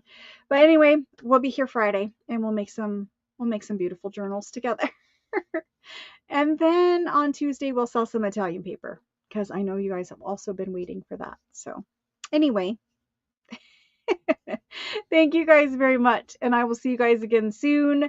Videos are still coming out. 365 video, I put it up before this live started, so it's there for you guys to watch. And then I will film one for tomorrow as well, and hopefully do 2 starting tomorrow on through the weekend. That's the plan anyway. All right, guys, have a good night. I will see you soon.